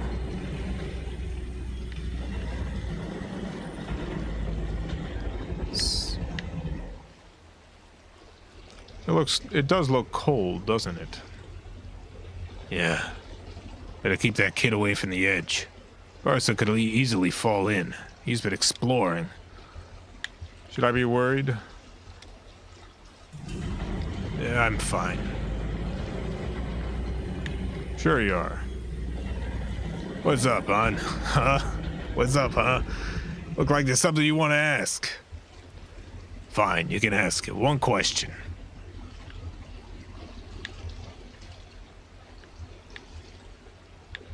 Do you really have to go work at hard times? Didn't seem so bad, did it? It's a way to live. I mean, rent a bed, eat at a cafeteria. Not like I have a choice. I think you do have a choice. Gotta repay my debt. I should be grateful for the opportunity. You want to die with any dignity, you gotta settle up. That's why it's such a dang shame when people go sudden.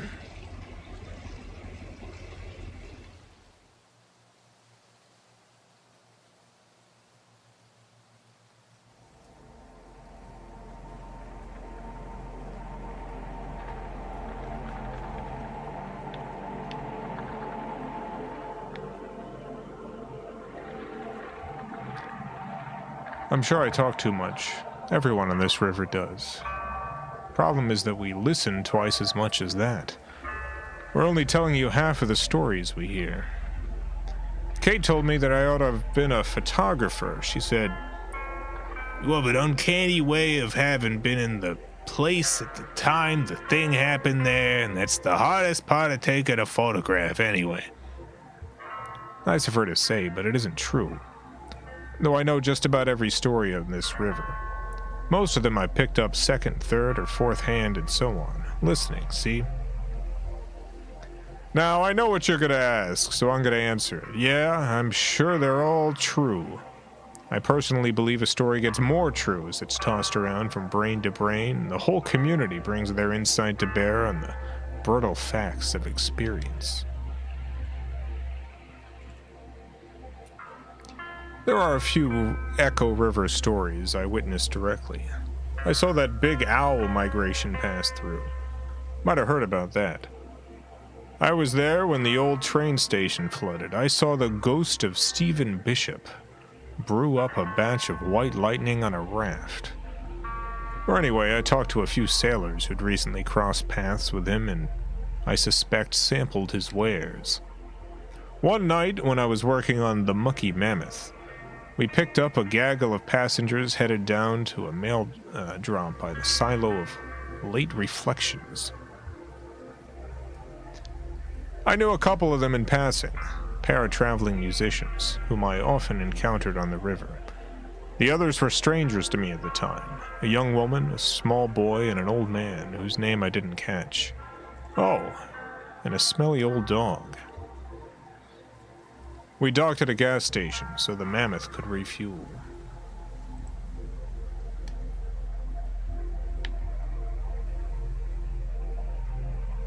Ezra followed Junebug and Johnny into the gas station.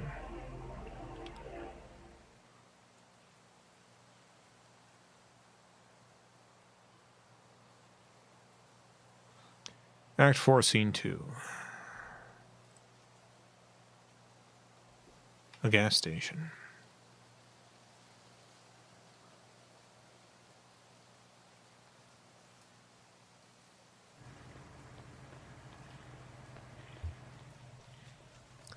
Cut it close. I usually find this place upriver. Everyone's on the lake tonight. The gas station moves around? Sure, it's not anchored or anything. Could be anywhere up and down the Echo. You just kind of run into it when you need it, or hopefully a little before you need it. I usually stop here once a night, though. To be honest, I'm not sure it's even the same one. Doesn't have a name or anything. Never really pay attention to who's behind the counter. Anyway, it's nice to see you two. Most of my regular passengers must have gotten held up elsewhere in their journey tonight. It's that storm, I think. Watching Ezra sprint past. Look at him go. Kid has a lot of energy. Gotta be past his bedtime or something, right? I don't think he has a bedtime. He's a maverick. Sounds familiar. You don't have any your own, I mean. No, I guess not. I just realized you two come here through here so often.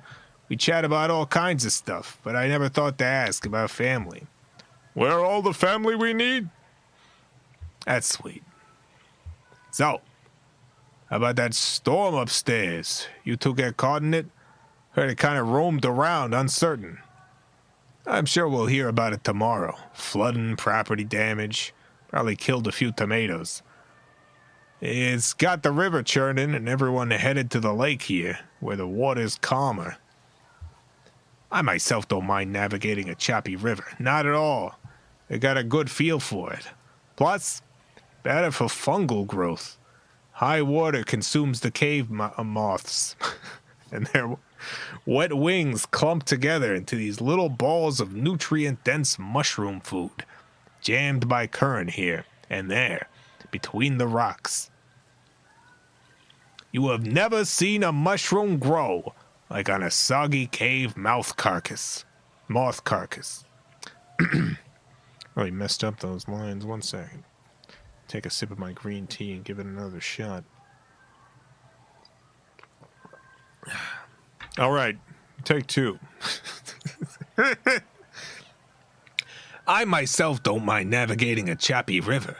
Not at all. I got a good feel for it. Plus, it's better for fungal growth. High water consumes the cave moths, and their wet wings clump together into these little balls of nutrient-dense mushroom food. Jammed by current here and there between the rocks, you have never seen a mushroom grow like on a soggy cave moth carcass. A little better. Amazing. And if I could get a day off, Val and I would be out there all day tomorrow to harvest. I mean it. I'll be ready by tomorrow. Mushroom will grow just as fast as you could pump water into it. Hey, you two headed out this way tomorrow?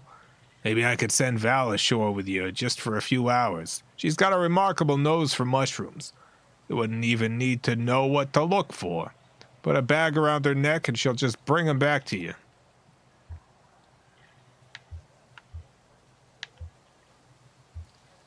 No room on the bike for a dog, Cricket.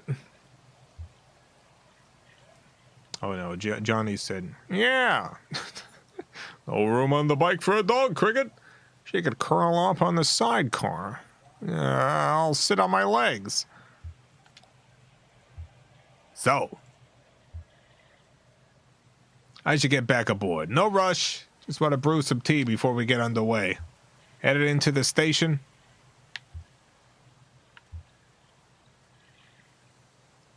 Yeah, picking out a snack for Johnny.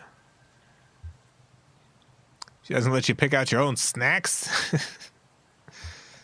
It's for the best. I get a little overwhelmed by all those shelves of candy. Too much of a good thing.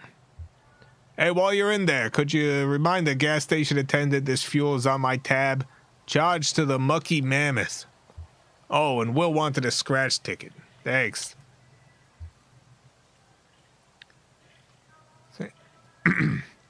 I think I'll just watch the lake for a bit, ma'am. Yeah, let's go into the gas station.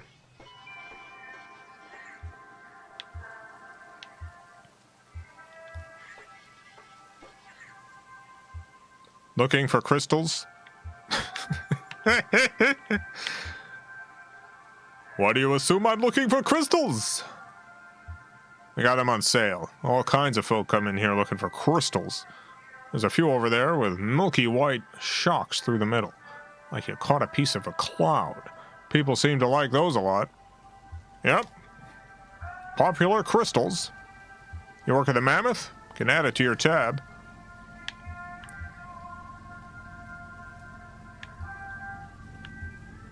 I'm a passenger. Sure, could have guessed. You have the posture of someone on their way to somewhere. I have it too. I just stand here behind the counter and nobody affords me any greater importance than a spiderweb brushed out of their way. I've learned to cherish it. There's dignity in being forgotten, letting the crowd flow around you unspoiled. I used to live in a city. I mean a real city. Cleveland, Ohio. I had some family money then. I didn't have to work. Lived in hotels. In daylight, I walked wherever the people were. My only duty was to the crowd. I was its observer, its historian, its detective, its poet. Well, the money ran out, and I dispersed with the rest of them.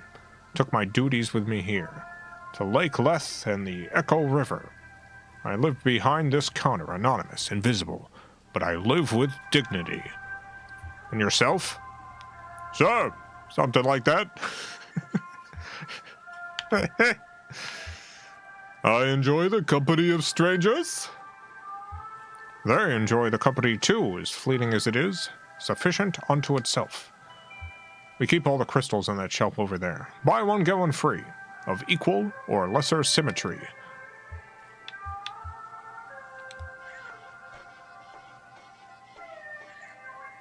The crystals are rough, dirty. Some are damp. They must have come out of the river. Johnny seems distant. Seems a little preoccupied with a kid, Ezra. Junebug tries to scrape some green algae off a larger specimen, examining it for the kind of cloudy inner formation the attendant said was so popular.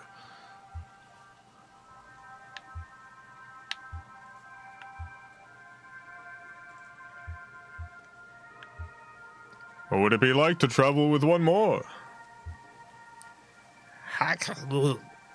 And a few numbers are woven through the algae.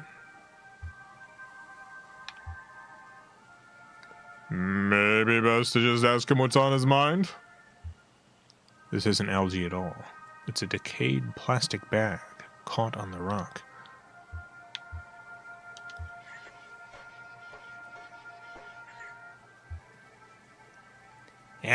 That floodwater washed you halfway out to sea. I was looking for you by New Koningsberg. Same as usual, but ain't nobody there. The river's deep as an elephant's. Oh, I didn't see you there, man. Pardon my language. What elephant? Yeah, all right. You're no paper flower. I see that. I expect you must be Loretta. Enchanted to meet you. Sorry I'm late. Hey, is that coming on too flowery or something? Enchanted? Repeating it now. I feel a little silly. I'm not Loretta, but I think you'll do fine with Enchanted. Well, thanks for saying so. But now I'm double embarrassed. How do you know Loretta? I really don't. Met Loretta on the computer. We met each other, I mean. Or I guess we spoke through the computer and agreed to meet. I don't know the terminology. I haven't dated in quite a while. Back when I met Greta. That's my wife. Excuse me, my ex. Maybe I am her ex. I don't know how to say it. Anyway, back then there wasn't even such a thing as computers at all. I mean, I guess there probably was, but I'd never heard of one. I worked in textiles. So here I am. Didn't work out with Greta? She left me. Sure, I can't blame her. Ugh. Dang it all, I guess I probably missed her. Wonder if she'll agree to meet me again. I wouldn't, if I thought I'd been stood up. Can't say I would either. You're probably right. Well, guess I'll head on back. Hey, supposing Loretta doesn't want to see me after all. My card is full. No, sorry, that's not what I meant. Actually, I want to ask you for some advice. I had to type up a sort of autobiography for the computer date. Spent a lot of time on it, but I only got one reply, and that was Loretta herself. I was happy to meet her, but suppose that she's lost interest now. Think you could maybe give me some feedback? It's only a paragraph or so. I have it all memorized. Spent so dang long writing it. Okay, here's how it goes. I'm a good-natured man, retired, and spent most of my time sailing the Echo River, riding currents of subterranean gas and that strange, invisible wind that moans out of the small tunnels along the bank. Seeking a companion to map the river with me. I have 2 grown children, but they live far away. No goofballs. Okay, what do you think?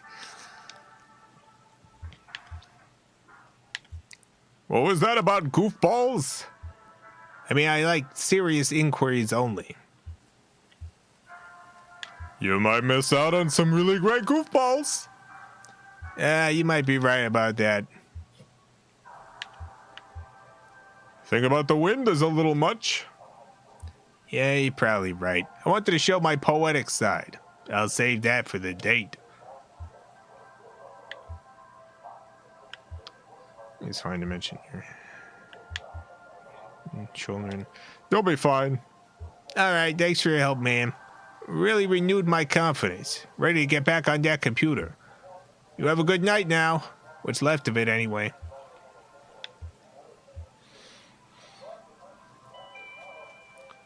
I guess we're at the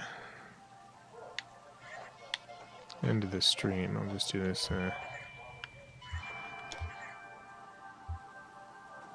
Finish up this part. What do you think of that other dog we got on board, Val? Homer's a sleepy old hound dog. No, he isn't doing any mushroom hunting, that's for sure. Weird cave fungus growing on soggy moth wings. Sounds kind of romantic, but also kind of gross, right? So, did you fit in the sidecar? If I sat on my legs, could you curl up in the base? She's an excellent driver. Maybe we can still talk her into it.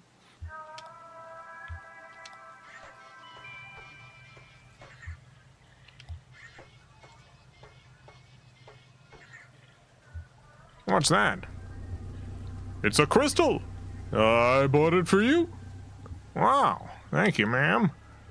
Hey, would you hold on to it for a minute? I'm gonna look around inside. Wish me luck. Good luck.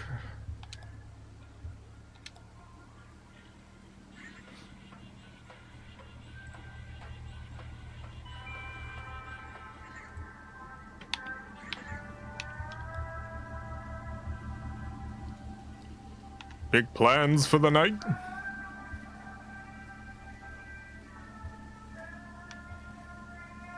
Us? I think we'll just see where the river goes, and at what pace. No sense rushing it, right? You can't rush the river.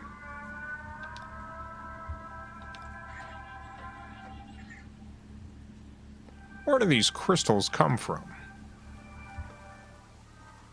Used to be a young man who came by here and traded them for gas. He's a driver. Guess he found them driving.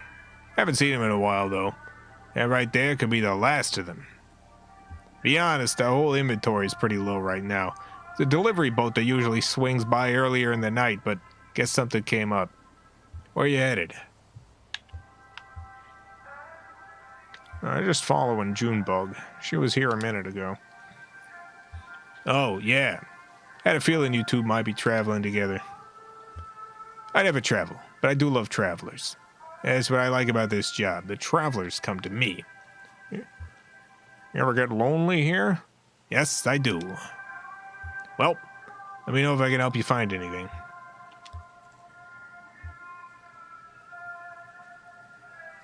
This is Al saying, "Glory, it's good to be among friends." Suit yourself. What are you so excited about?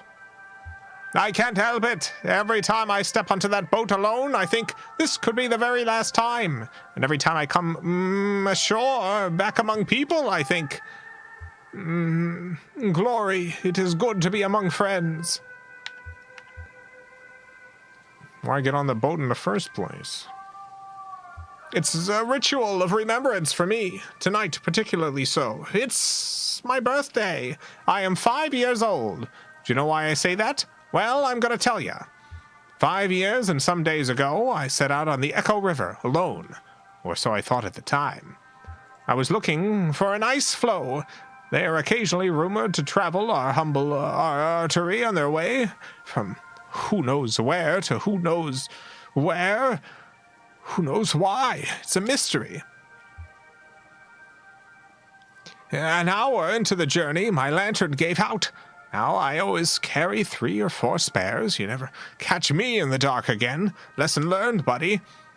But that night, when that lantern went out, I was stuck in the dark. I kept my arm extended, running my fingers along the cave wall, trying to keep my bearing as best as I could.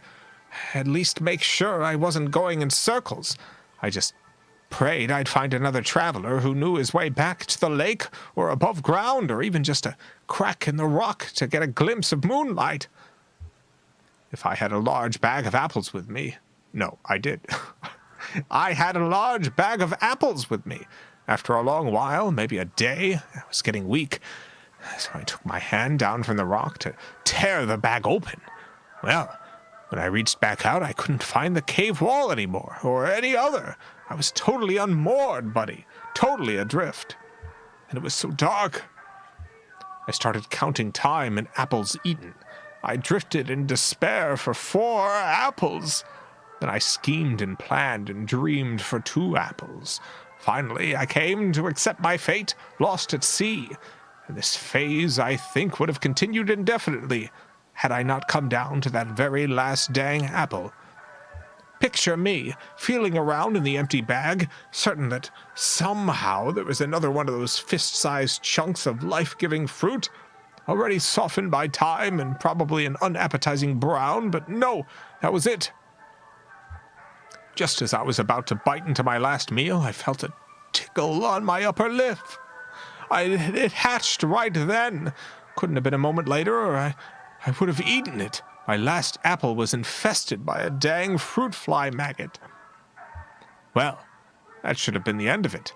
I should have eaten that apple and that fly while I was at it and put an end to our little food chain suicide pact, but I waited out of mercy. After all, this fly was basically a newborn child, right? A gross insect child, but still a child, right? Born into darkness and famine, hungry and alone. I mean, can you imagine that? No other flies out there in the boat, and never would be. No other flies to welcome him into the world. I mean, no fly culture, no fly society, no fly history. A true orphan. I started to get depressed just thinking about it all. Worked out a thick tear, I'm not ashamed to say. Well, that fly landed on my cheek, right under my left eye, right on that salty tear drop, and then blinding glory. His butt lit up like a candle. That wasn't a fly, buddy. That was a dang lightning bug.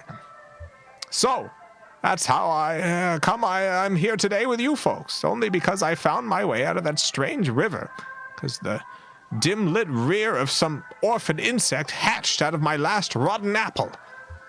Glory, it's good to be among friends.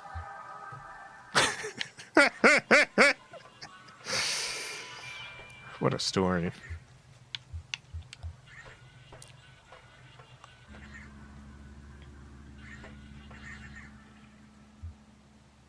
That guy's a trip, that gas station attendant. You talk to him? It's funny, he actually reminds me of that frog we had for a bit. That frog you had? I like to think it was part of the family, you know?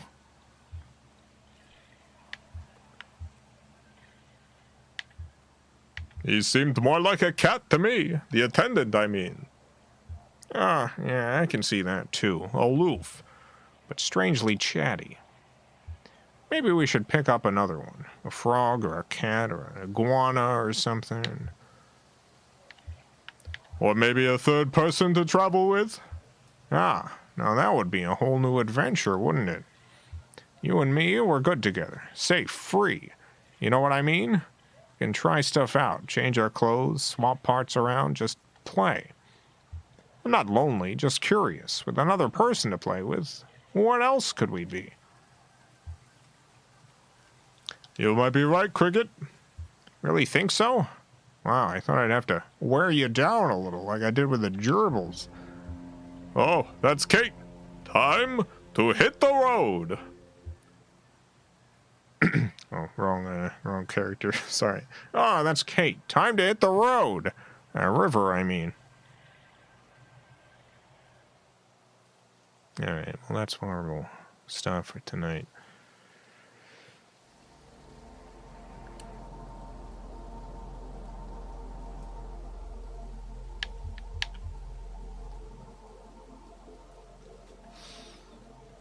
We'll return to this next week. Special thanks to the FilmCow Patreon supporters. Greatly appreciate the support.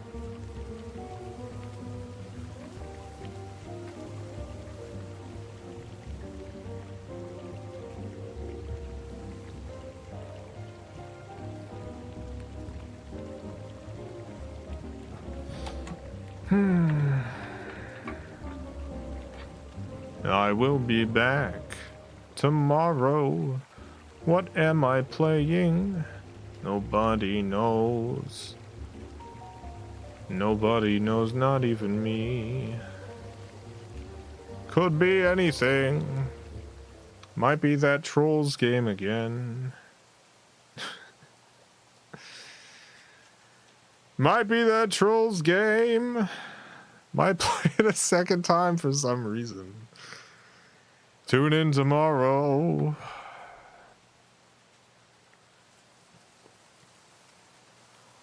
Got Bronte Sister Collections in at work. Got Jane Eyre, Wuthering Heights, and Agnes Grey.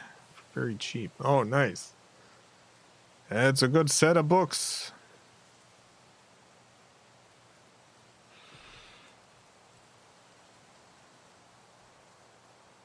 Yeah, I really think... I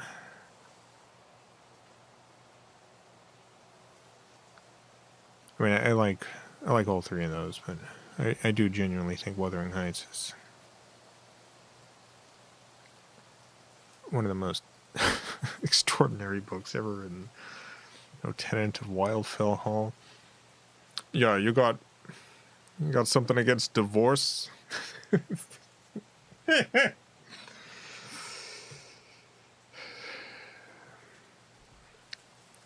Deeply weird that was such a controversial book at the time.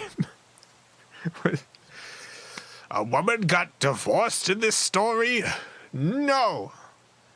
No. Get out of here. Get the heck out of here. Charlotte Bronte, like, desperately trying to convince the public that her dead sister who wrote that story was actually a very moral person, like, in a way that's a little insulting, but she's just trying her best.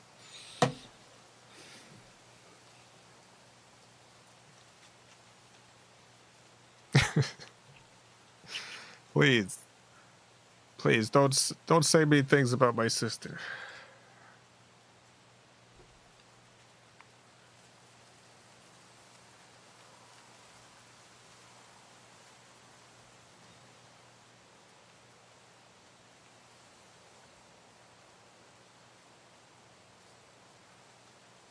Anyway, I do like Tenant of Wildfell Hall. Divorce is so dope. You know, having the ability to divorce, game changer. Very important part of the fabric of society. Like, it sucks to have to get a divorce. Very good to be able to.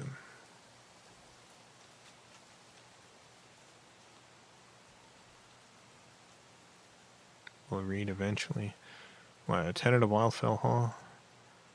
I think it's pretty good. I don't think it's a must read, but it's a good book.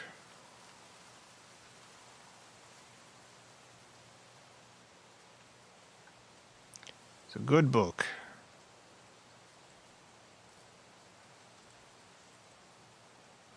all the Bronte sisters stuff. Yeah, they're all good.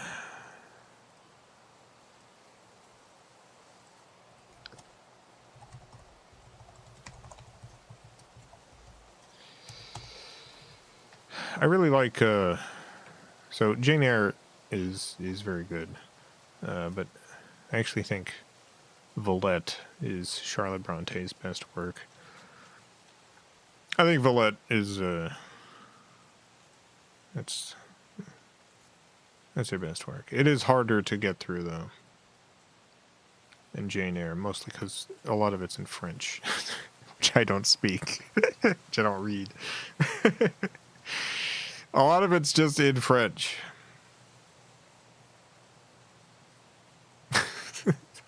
but I do think it's the best Charlotte Bronte book.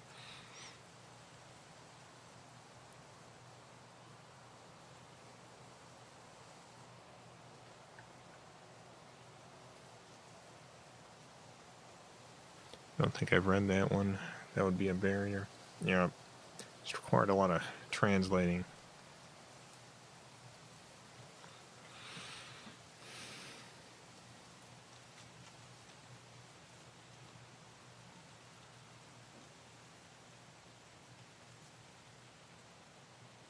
I mean, it's still doable.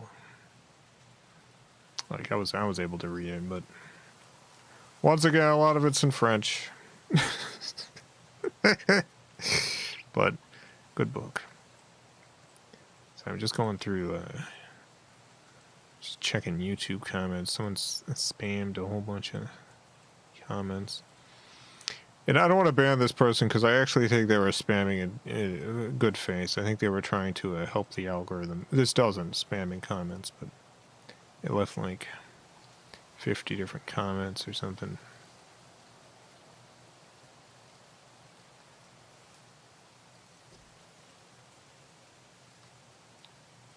Not read very much so far this year.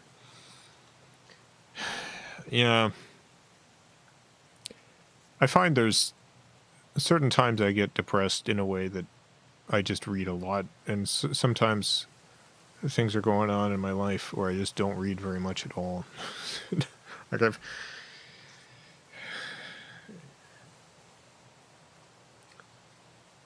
find there are some like years that getting to my reading goal is like extremely easy.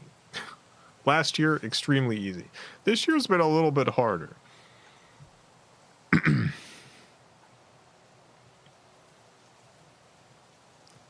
For whatever reason.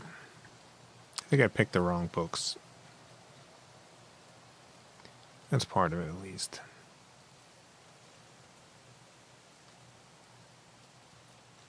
Just finished 2 books. Nice. Which 2 books did you finish?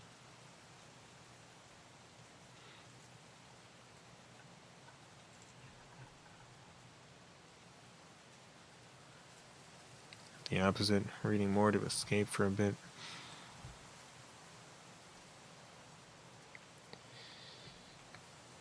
Yeah, I do find, like, there's a lot of times in which reading is an escape, and sometimes it's just, I don't know. Sometimes it just doesn't really work. Recently I've tried playing a video game because, I don't know. I've just been very stressed out. I haven't played a lot of games recently outside of on this stream. And I realized that I had Cyberpunk free through PlayStation or whatever. So I was like, well, time to try Cyberpunk. And I don't think it's for me. I kept trying to get into it. It's just not happening.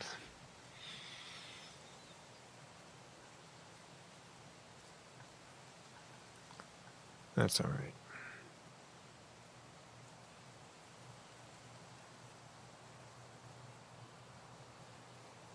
Mostly read to find answers.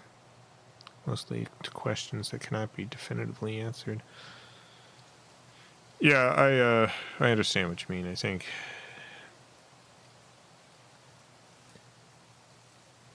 There are definitely works of art that have given me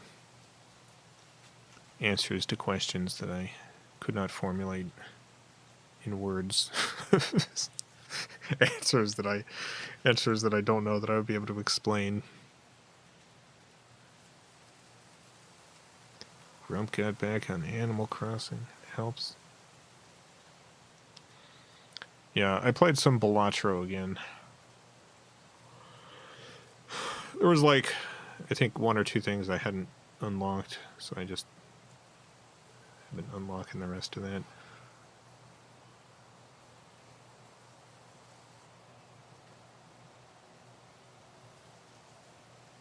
Cyberpunk looks like it is the same style of edgy humor as Borderlands. I honestly thought I was going to be really annoyed by like the writing in Cyberpunk, and I wasn't. It's fine. It's just, I just find it kind of boring. Like it really is not a Borderlands sort of sort of writing, like not at all.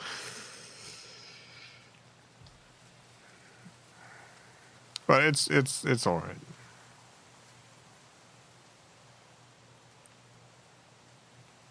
I think it's like it seems pretty. It seems like a game made by like 10,000 people, which it was. It feels like one of those games. It's just there's a lot of money that went into it, a lot of work, but it's not really like a singular sort of vision. There's not a cohesion to it.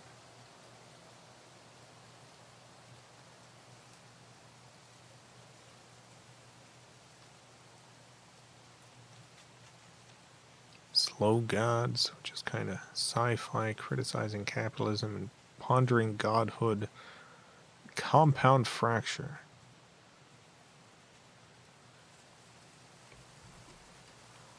Interesting.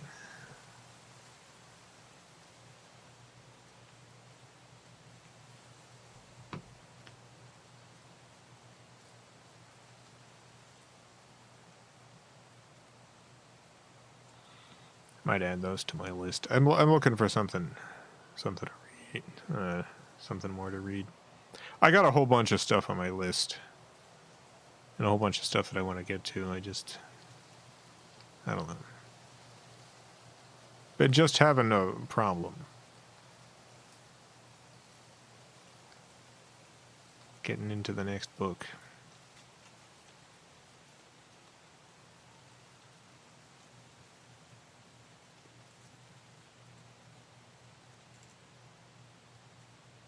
Played Cloudpunk? No, I haven't played Cloudpunk.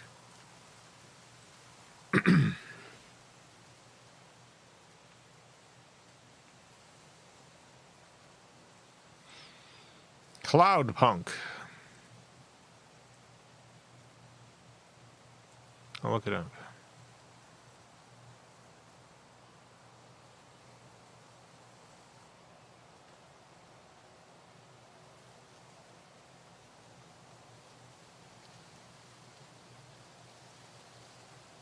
What are the names of the pink and blue unicorns? In the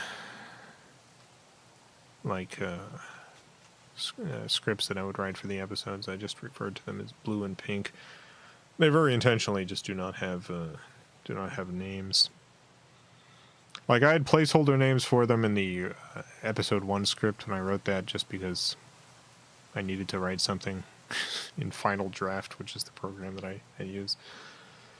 But once I started planning out the full series, I decided they would be nameless.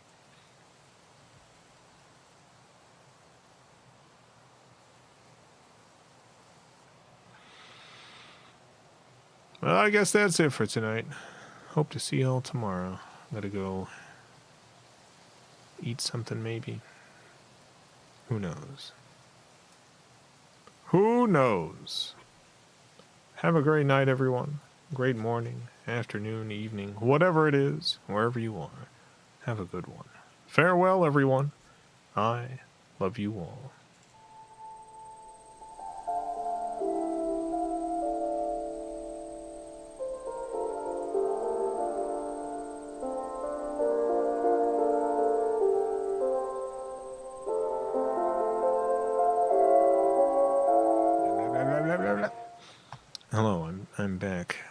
So Robert said no.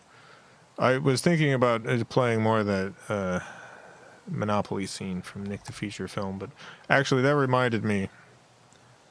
So this is a little bit of sad news.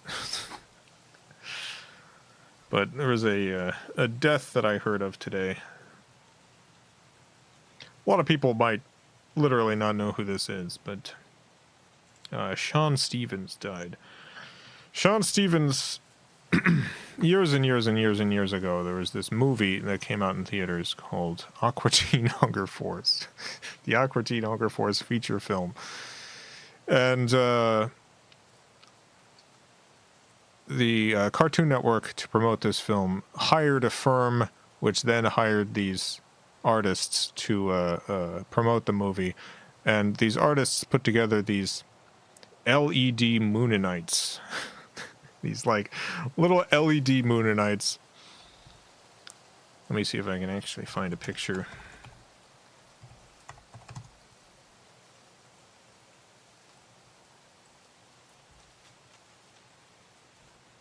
Alright, I found a picture.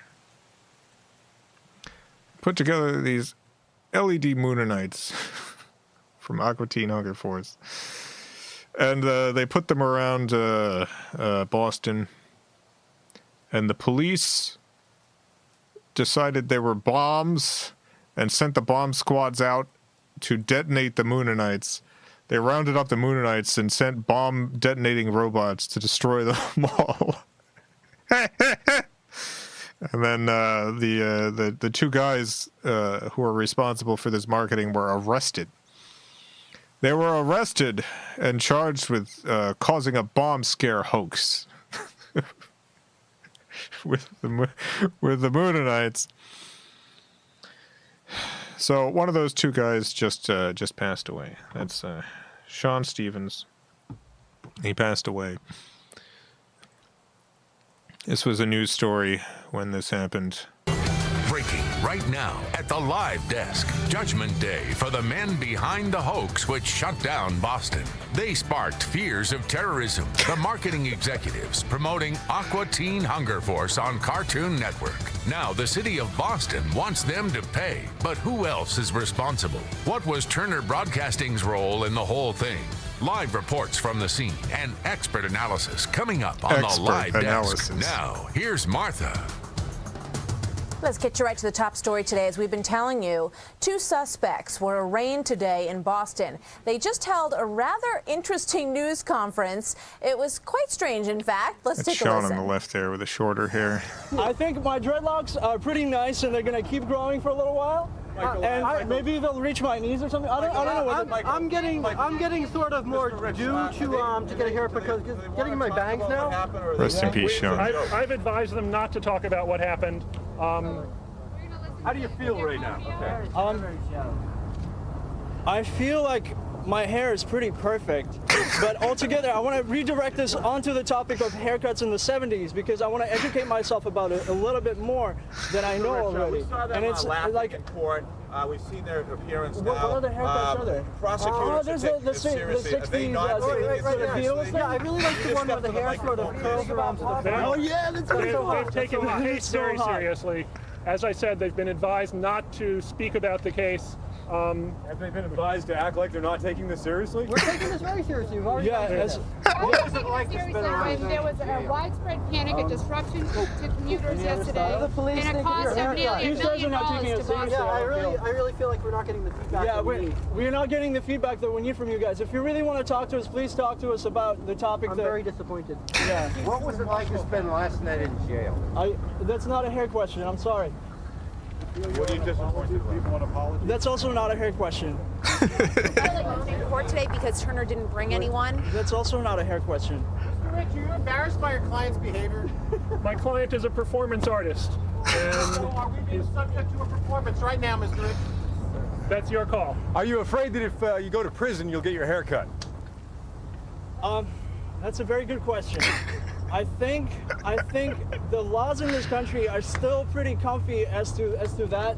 I think they will whatever happens, I feel like my hair is safe at the moment. So, any other hair questions are definitely welcome. Hair today, gone tomorrow. Were there any sympathy Hair for today, overreaction gone that people tomorrow. might have Rest that's in being, peace, wasted Sean. right now? Oh, God. People might be sympathetic, thinking the authorities overreacted, and you're treating this like a joke. Is there any way that you'll Seriously, waste that what, sympathy? what I'm wondering right now is whether or not the Beatles' hairstyle, did it actually go into the 70s, or was it all stuck in the 60s? Did it abruptly end? And when did the hippie blonde hairstyle come to be? And what was with this mohawk and these huge 80s hair with the all 80s of the hair was, gel? was such an overreaction. How did that come from the 70s? Was that some sort of overcompensation from the fact that people were like living fast and loose? Mr. Rich, you got to understand, your clients aren't generating much sympathy with either the press or the public with their attitude. And they may have had it before now, but who knows? The sympathy will come from what really happened and who these people are. The fact is, it cost the city, according to Boston, over $1 million to respond to these incidents yesterday. And now we're playing it up with hair questions and jokes. There is a serious element to what happened yesterday. And if you don't like what you're seeing here, why don't you leave the guys alone? All right, if you don't like what you're seeing there, leave the guys alone. The attorney's standing by his two clients pretty supportively, although he looked a little bit bemused at times. Molly Line, you were there on the scene. What was this strange event like? Well, it's pretty clear there. You can see very much what it was like. They came out of the court surrounded by the press with some of their supporters behind them and talked about hair in the 70s, and they refused to talk about anything else. I guess it was a more interesting way to go about a press conference than saying no comment. So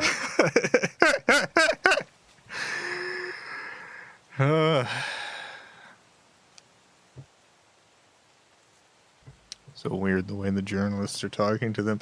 Yeah, they're so angry. They're so angry. They were so mad. And the guys just never broke.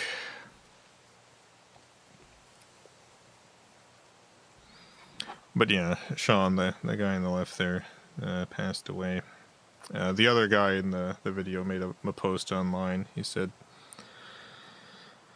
the other guy said, as some of you already know, my friend, art partner, and deeply inspirational human, Sean Stevens, has recently passed away after a years-long battle with cancer. I wouldn't be who I am without Sean. His influence on my life was enormous. Sean and I met when I was in college, both looking for a community of fellow visual and technology artists, while also seemingly starting our very own friend family of choice. He found us all the space which we called the Glitch Loft here in Boston and invited me to move in. Living there for well over a decade changed my life. Being surrounded by a community that embraced art, electronic music, and science, and pushed ourselves forward as artists and human beings. The creative embrace of the community that Sean started and invited me to be a part of has ultimately opened an incredible number of opportunities and experiences all around the world for me. And then, of course, who could forget us accidentally shutting down the city of Boston together and after hanging up a bunch of LED ads for Cartoon Network. Our arms and legs shackled, pacing the jail cell in Charlestown, with media swarming outside in a frenzy eager to paint us as a pair of bloodthirsty terrorists. I could see nothing else being crazy enough to agree to go for a practical joke at that point, but he did. I am super grateful to have had good friends message me to help us connect one more time before his end here. We both knew it might be our last time talking, and yet I still didn't want to believe it. But here we are without him. As Sean himself once said, hair today, gone tomorrow.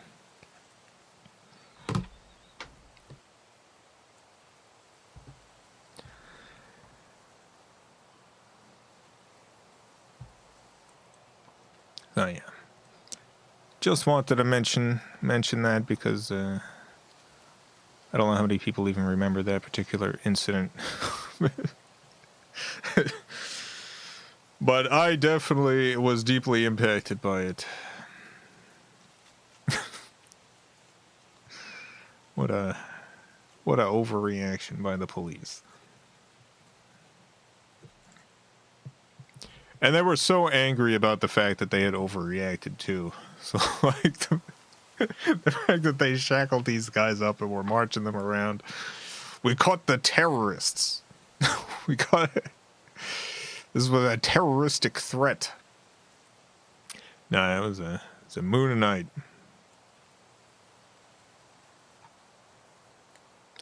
It's a little LED guy.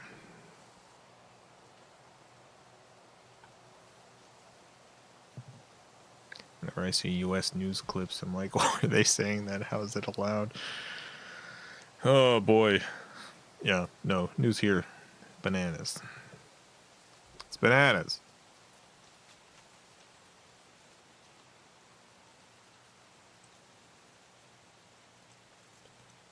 Alright, well, that'll be it for tonight.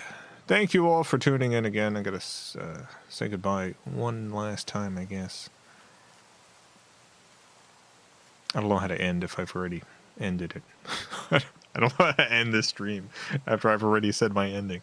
I'll see you all tomorrow. Farewell again. Goodbye.